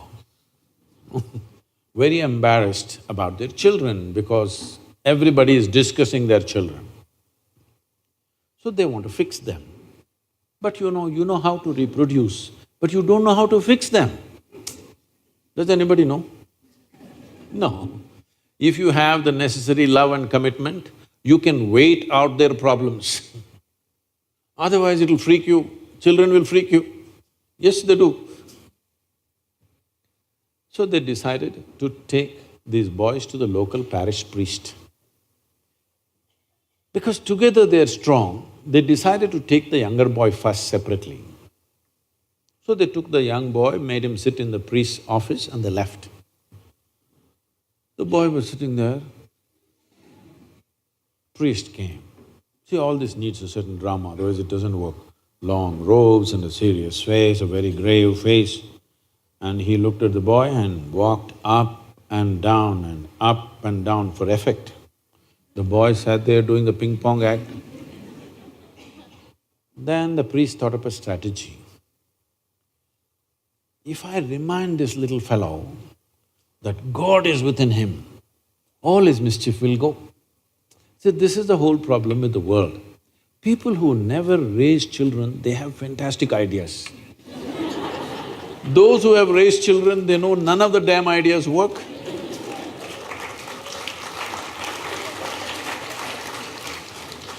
So, he thought up this strategy and suddenly with a booming voice he asked, "Where is God?" The boy was bewildered, he looked all over because he must be somewhere in the priest's office. Then the priest saw he's not getting the point. So he leaned on the table, pointing at the little boy. "Where is God?" He's giving him a clue. God is within you. "Where is God?" The boy looked even more bewildered and looked under the table. Then he saw he's not getting it. So he walked around the table, tapping on the little boy's chest, asked, "Where is God?" He's clearly giving a clue where he is. The boy just got up and bolted out of the room, ran to the place where his elder brother was. He said, "We are in some deep trouble." The elder brother asked, "Why? What happened?"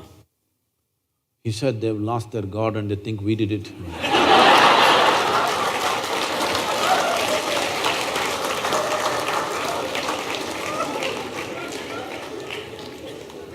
I am not taking away anything from you.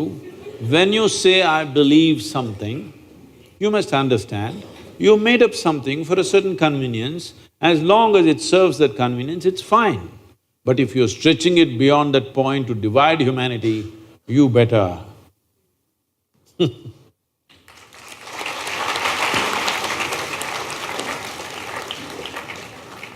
Thank you so much, Sadhguru. Now we shall move on to the next session, that is social media questions that we have received. The questions will also be displayed on the screen, and also Abhijit will read them out. So, as we have a very limited time, so we'll be going through only one question. So, this question we got it from Red FM campaign. So they came and then they asked some questions to the students. And this question was asked by Nangu C. Sari. And she asked, why do people from Northeast India feels alienated from the mainland India?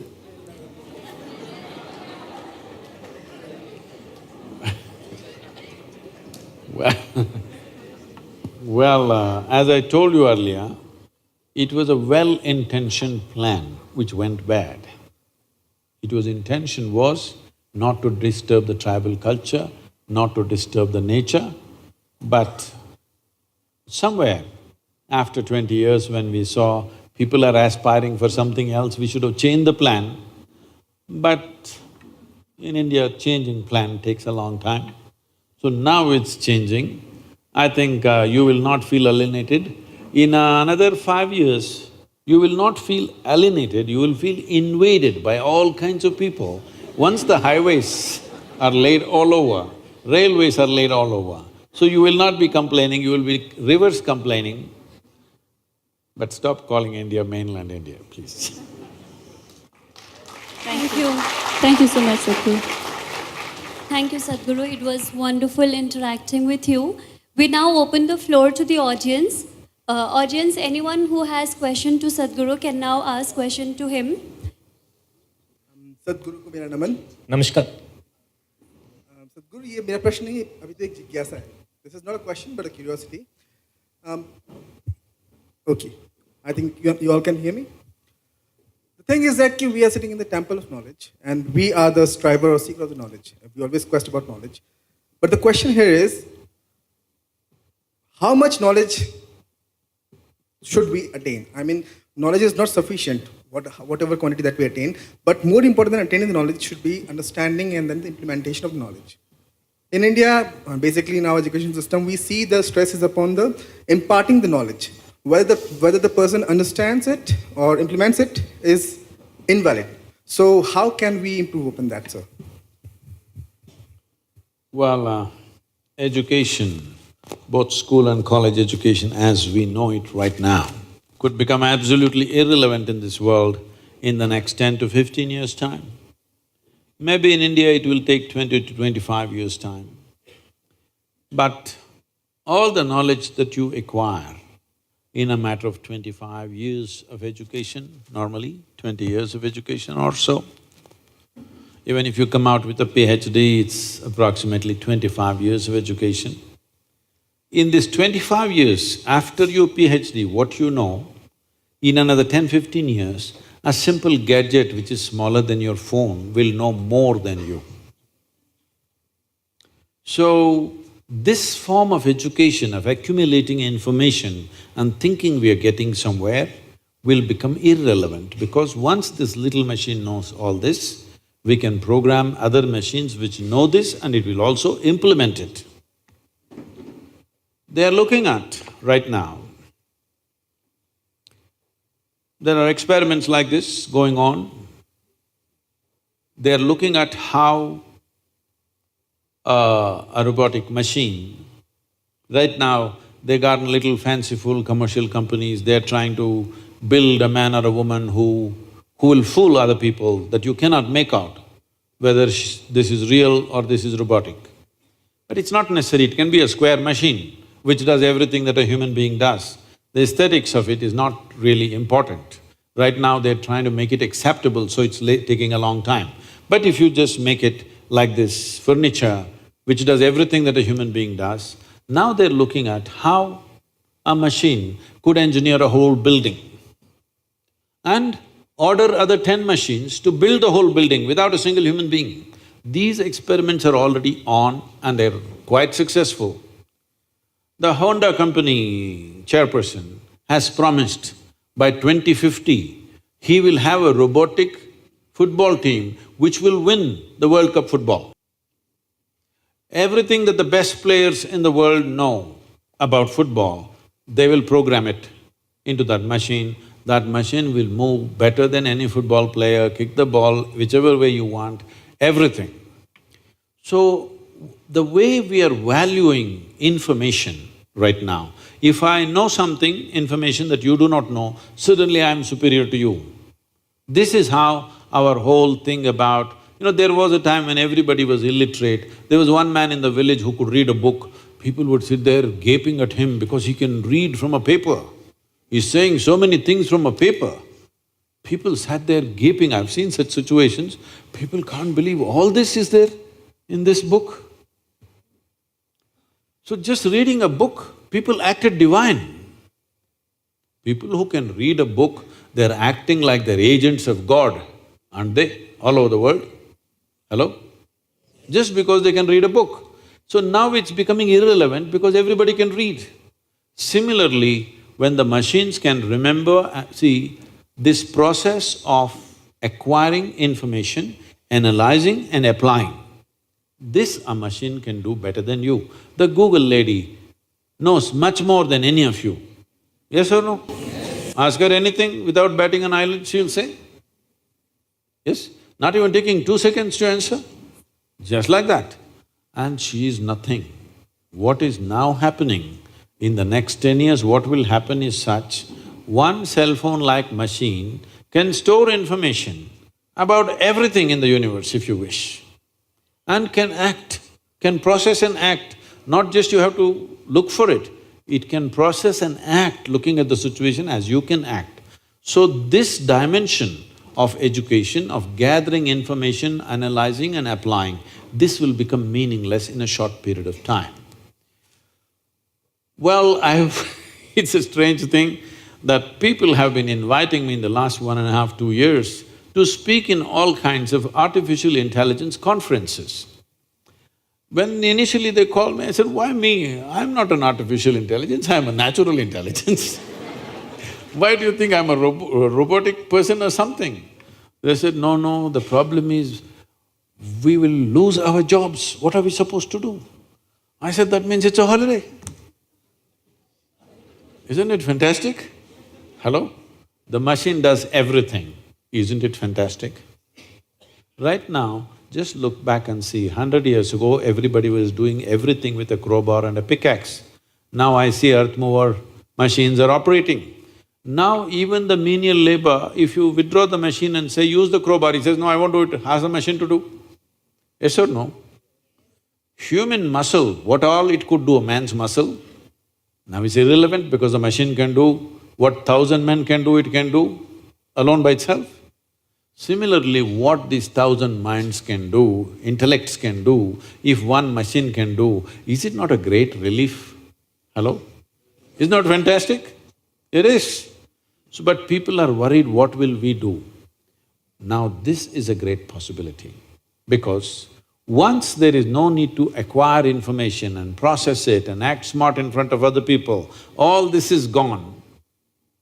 Now, very, very important because I will become very significant. Because what can you do beyond the intellect? Other dimensions of intelligence, if you do not explore, you will feel like a dumb idiot in front of that machine. But there are things human being can do, which a machine cannot do. We called you a human being. We did not call an elephant as an elephant being, tiger as a tiger being, an ant as an ant being, a giraffe as a giraffe being. We only called you as a human being. Why do you think? Because you are supposed to know how to be.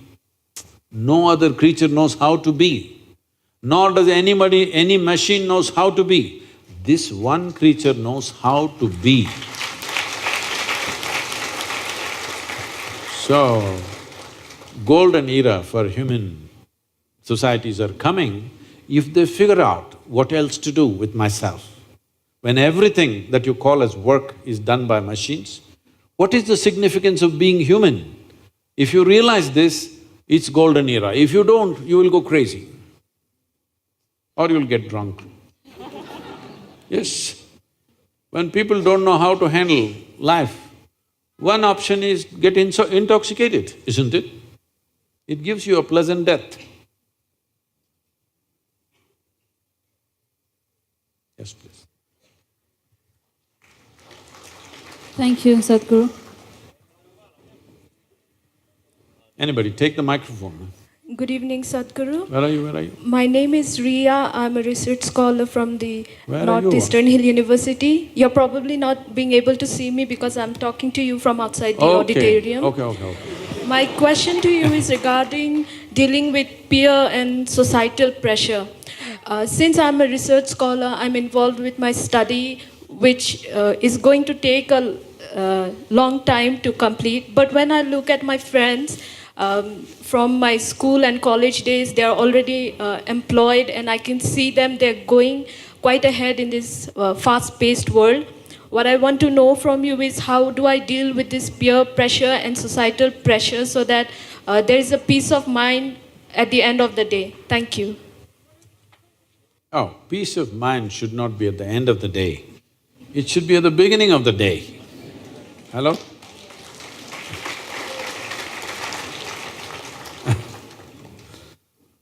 Well, I was supposed to speak. Ria, we cannot see you, I'm not even able to see the screen. Is she on the screen? No. I was to speak in Tel Aviv. I flew out of Atlanta in United States. I'm supposed to land there mid-afternoon and speak at 6:30 in the evening. Due to some delays in flight, I ended up there at 6 in the evening. I landed at 6. 6:30 is my talk. I have a problem because in this 36 years, I have not been late to a single event yet. So today I don't want to lose my reputation, so I quickly change in the airport and rushing. I'm traveling an American airline, so there is nothing edible on the plane. So I'm super hungry, famished. But there's no time to even grab something. So I just rushed.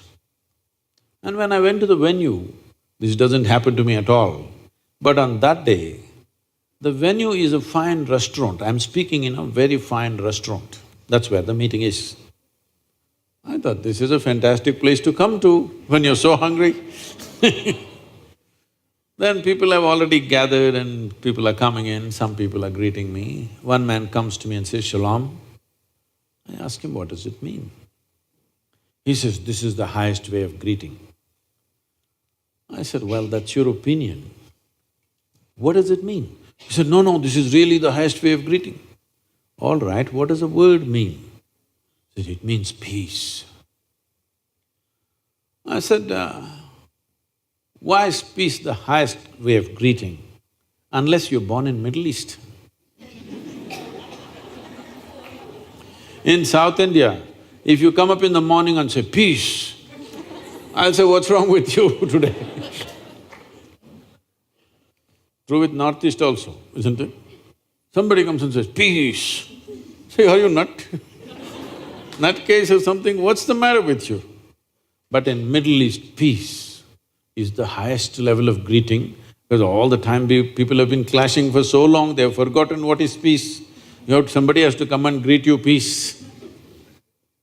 So, peace is not at the end of the day. It should be at the very beginning of the day because can you enjoy your breakfast in the morning? If you're not peaceful, you need not be ecstatic, at least you must be peaceful to enjoy the breakfast, isn't it? Can you enjoy a walk along the street if you're not peaceful? Hello? Can you enjoy the company of a few people that you know in your life if you're not even peaceful? You may not be in love with them, but at least if you're peaceful, you enjoy somebody's company, isn't it? So peace is not the final thing in your life. Those people who think peace is the highest value, such people will only rest in peace.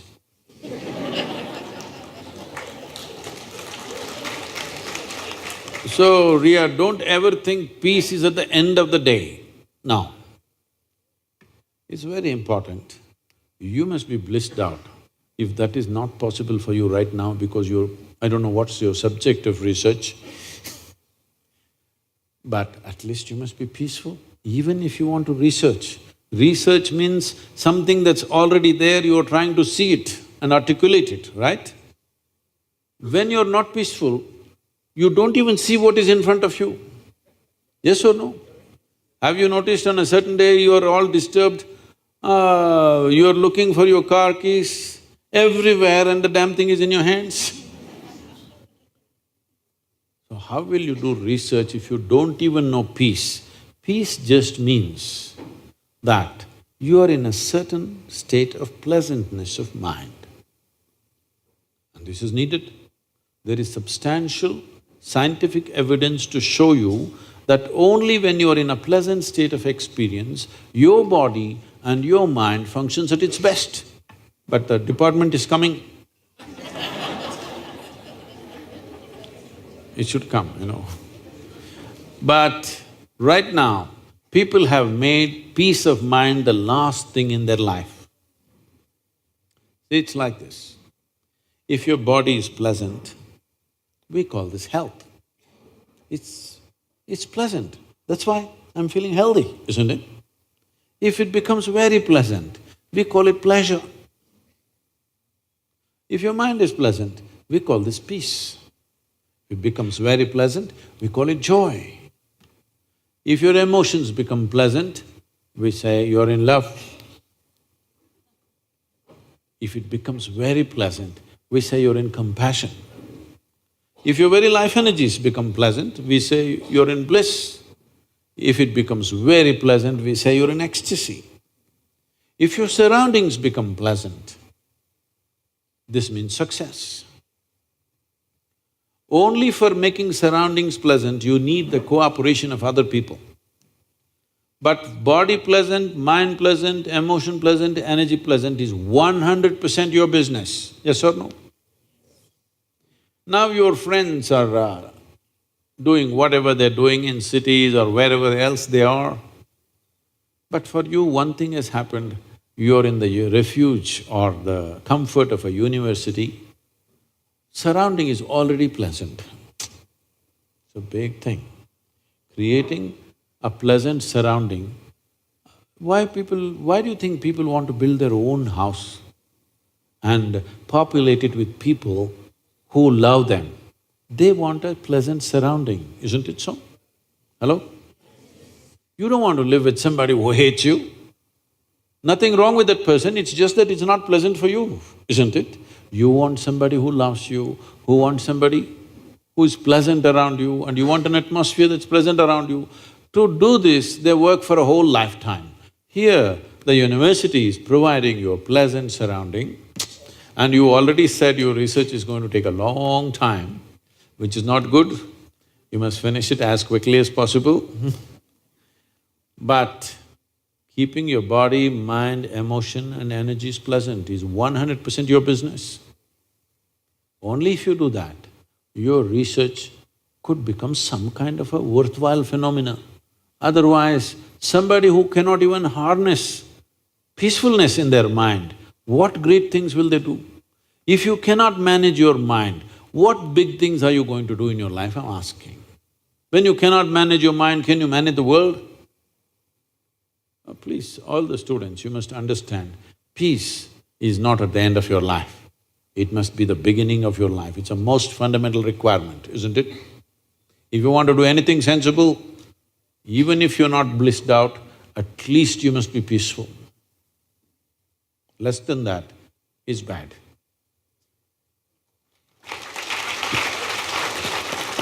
Good afternoon, Namaskaram, Sadhguru. Sadhguru. Good evening, Sadhguru. Where My are- name is… Where are Okay, you? there's just an announcement. My name is… This will be the last question. We're so sorry, we are running out of time. So this one will be the last question. Namaskaram. Good evening, Sadhguru. My name is Nit. Okay, the last two questions. Yes, please, yourself. Please ma'am. go ahead with your question. My question for you today is, as you just said that… Can you hold the microphone like this? Yes. You know, like this, you seen Lady Gaga? Like that, yeah. So, you just said that we humans should use our organs wisely so that they last us for a lifetime. But on the other hand, we are seeing that today's youth are more inclined towards drinking, weed and smoking. So how do you think should we raise the consciousness towards them, or how can an individual like me can help at least one or two to realize that these things are not good for health? One or two, make up your mind, huh? Two, sir.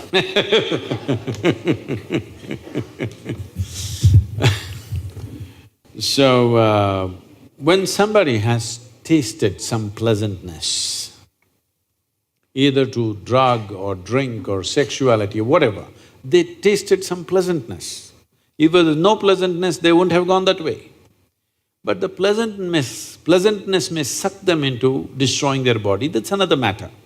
But the pleasantness is such that even in spite of the threat, cigarette smoking is going, injurious to you and you show some cancerous mouth, all this, but still people are smoking because there is a pleasantness attached to it, whatever the consequence may be. If you want to get people out of that pleasantness, if you try this forcefully, well, it's not worked. What's the point doing something forcefully? Or first of all, what's the point doing something that doesn't work?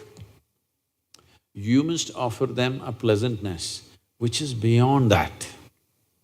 You're a bit too far away, but Ria, look at my eyes and see, don't I look stoned? No, just look at me properly. I'm always stoned. I'm always stoned, never touched a substance.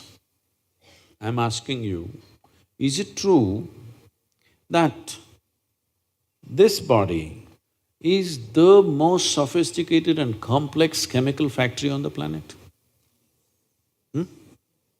If you were a good CEO, would you manufacture what you want? When somebody gives you such a complex machinery, would you not manufacture what you want? Right now, you are busy manufacturing unpleasantness. You may call it stress, you may call it anxiety. Essentially, you're chemically screwed up. Yes or no? Because you don't know how to manage this. If you manage this well, you will produce that kind of pleasantness within you, you wouldn't want to touch anything else. Because this life is just being alive is such a fantastic thing. But unfortunately, did we teach our youth any other way to know pleasantness? We did not teach, so they are puss. It's time. This is what consciousness means, that if you become conscious how this functions, naturally you will create highest level of pleasantness for yourself, isn't it? If you could sit here and be absolutely blissed out, would you smoke? I'm asking you. Would you? You wouldn't smoke, drink or pop anything because there is more chemistry here than you can get in any of those things. Is there or no? There is more complexity of chemistry here or no? Question is only, have you explored this possibility? That's the only thing. Unfortunately, we have taken to Western ways, whether it comes to health or pleasure, both ways we pop. We pop something to be healthy chemicals, to be peaceful chemicals, to be joyful chemicals, to any experience chemicals, even to grow food chemicals, to filter water, purify water chemicals. Something that kills all the insects and worms and germs and whatever, you think it's not killing you in some way? Maybe slowly the dose is not enough, that's all. Hello? The dosage is not enough. For the small creature, small dose, big creature, big dose, isn't it? So for everything chemicals. So this is something, this is a responsibility that's sitting on our heads right now. This is… The way the world is going right now, I estimate, unless we do something drastic in the next 10-15 years' time, I estimate in another 50 to 75 years' time, almost 90 to 95% of the humanity will be on chemicals for everything. To be healthy, to be peaceful, to be joyful. Already consumption of this has gone up 10,000% in the last 25 years. Yes or no? Hello, has it not gone up 100 times? Because other things that people promised elsewhere are all collapsing. People told you it doesn't matter, you're miserable, when you go to heaven everything will be wonderful. But slowly in your mind, the hope of heaven is collapsing. Maybe you still don't dare to utter it, but it's collapsing, isn't it? Yes or no? So you want to do everything here, but nobody taught you how to do it in such a way you can have the highest level of pleasure and still it'll enhance your life. This needs a little application. Unfortunately, we have not explored. If you do not raise human consciousness to a point where a whole lot of human beings know how to do things within themselves, if this does not come in the society, 90 to 95% of the population in 50 years or plus will be on chemicals. Now, this is not a moral issue for me. If 95% of the humanity goes on chemicals, the next generation that we produce will be a generation which is much less than ourselves. See, the purpose of next generation is somehow, at least one notch, they must be better than us. If we produce a generation which is worse than us, this is a crime against humanity. We have taken humanity backwards. And once you do that, afterwards we don't know what the next one will do. See, this is not some prediction by looking at astrological stuff, looking at the human mind.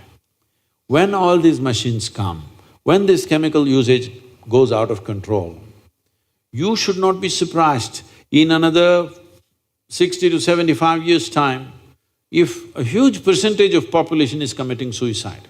You should not be surprised at all, because a human being doesn't need just pleasure, he needs a purpose. But one thing that happens to you with chemical usage is, you lose a sense of purpose, you pleasure, but no purpose. So there are various kinds of pleasures. There are intellectual pleasures, there are physical pleasures, there are other dimensions of pleasures, there are emotional pleasures, the pleasure of activity. Climbing a mountain can be a great pleasure, though there is a lot of pain in the body, yes or no?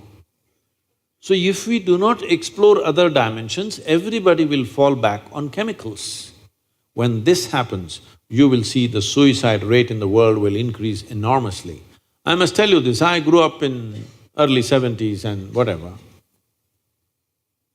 At least 12, 13, if I count little faraway friends also, nearly 14 people. All my age, we were all like, on motorcycles and trekking and doing crazy things in the mountains, all kinds. But a whole lot of them, at least 60% of them at that time went on drugs and alcohol. A few of us stayed out of it, but rest went on it heavily. We were all together, but they were all half the day they were sozzled out. You have to find a time to wake them up.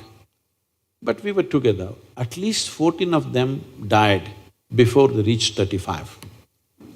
Either drugged out, or they killed themselves with excessive drinking, or they died on the motorcycles, riding crazy on intoxicated conditions. 14 of my friends died before they reached 35. That number is going to increase phenomenally if we go in this direction. This is a backward step in life. It's not a question of morality, it is a fundamental thing about life itself. So whether it's in agriculture, or purification of water, or daily consumption of prescription medication, this is rising like crazy, this is not good. And these kind of what do you call them, recreational drugs. If the chemical consumption increases, humanity will take a backward step. We should not let that happen. For this, the only and only solution is, we must create a conscious human being.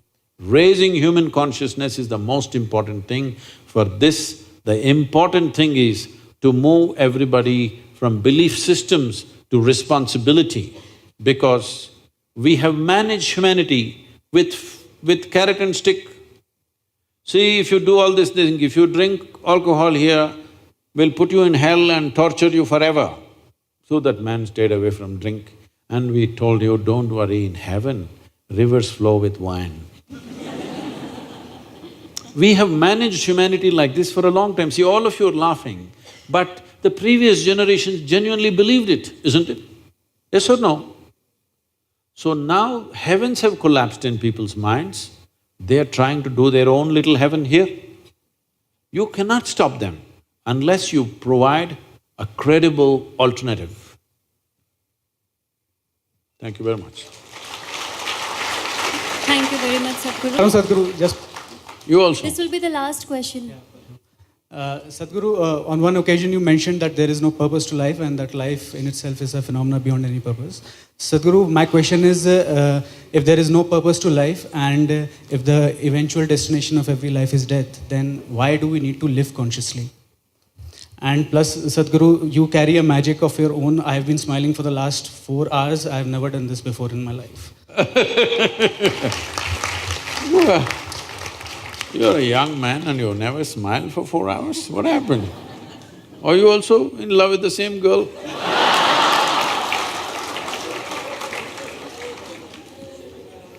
Because the girl doesn't know, poor girl, all right? Now, see, suppose you sit here right now and you're ecstatic. Would you ask, what is the purpose of life? Would you? Your experience is so fantastic. Would you ask what is the purpose of life? No. Because to be alive is a purpose by itself. Now life has become a little burdensome. You're carrying the vegetable bag and going home. What is the purpose of life? You're doing things that you don't like to do. What is the purpose of life, isn't it? Somehow it's become burdensome. When you're 5, 6 years of age, when you're just bubbling around, did you ask what is the purpose of life? You became like this, what is the purpose of life? So this need for purpose has come simply because most people have not tasted life, except in their childhood. When I say they have not tasted life, right now the only two things they're experiencing is their physiological structure and psychological structure. As we already went through this process, both your physiology and psychological structure have been gathered from outside, isn't it? So there is no taste of life. So now you're asking, what is the purpose of life? Because you lost the connect with life. In your mind, in your intellect, logically you ask this question, but the life within never asks the question, isn't it? Even an ant wants to live, try to hold it and see. Does it want to live? Does it do everything possible to live? Yes or no? Because life is a purpose unto itself. It's a phenomena beyond all silly purposes we can find in our life, in our intellect. Whatever silly purposes we find in our mind are absolutely silly compared to the tremendous phenomena that we call as life. But right now, you are just a bundle of thought, emotion, ideas, opinions, ideologies, belief systems and prejudices. No life. Life is not happening, only thought is happening, isn't it? Hello? Because of that, you are asking what is the purpose of life. And you said that, and now you're saying, what is the point? Eventually I will die. So what do you want to do? You want to die today? No, it will come. If this question becomes very deep, then the next question is to be or not to be. Once the question comes, we just have to provide you with 2 meters of rope, that's all, and little encouragement. That girl has to disappoint you.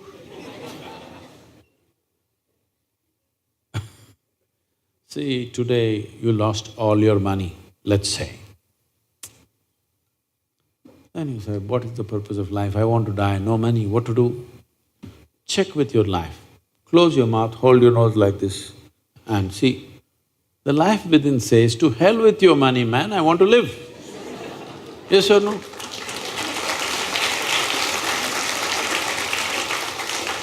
This girl, she left and went away, she finished her program, she doesn't know, she went home. My love, gone. What is the point of living? I want to die. Just hold. Says, to hell with her, let's live. Yes or no? Whenever you think the purpose of life is lost, just hold your nose for 2 minutes. You will know this one wants to live. Yes or no?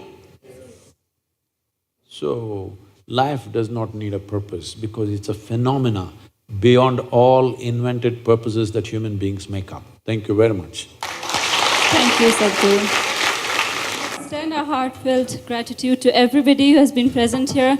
To Sadhguru, of course, I believe we have all learned a lot more than what we have learned in all these years of our existence. Thank you so much once again, Sadhguru. Thank you to the team. Thank you to NEHU and everybody who has come here.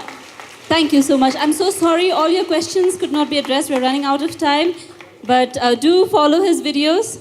You will get most of your answers in them. And we hope, Sadhguru, you come to Shillong once again, once or twice or many more times yet, again and again. If you stop calling me mainland, I will come here Okay, sure. every year.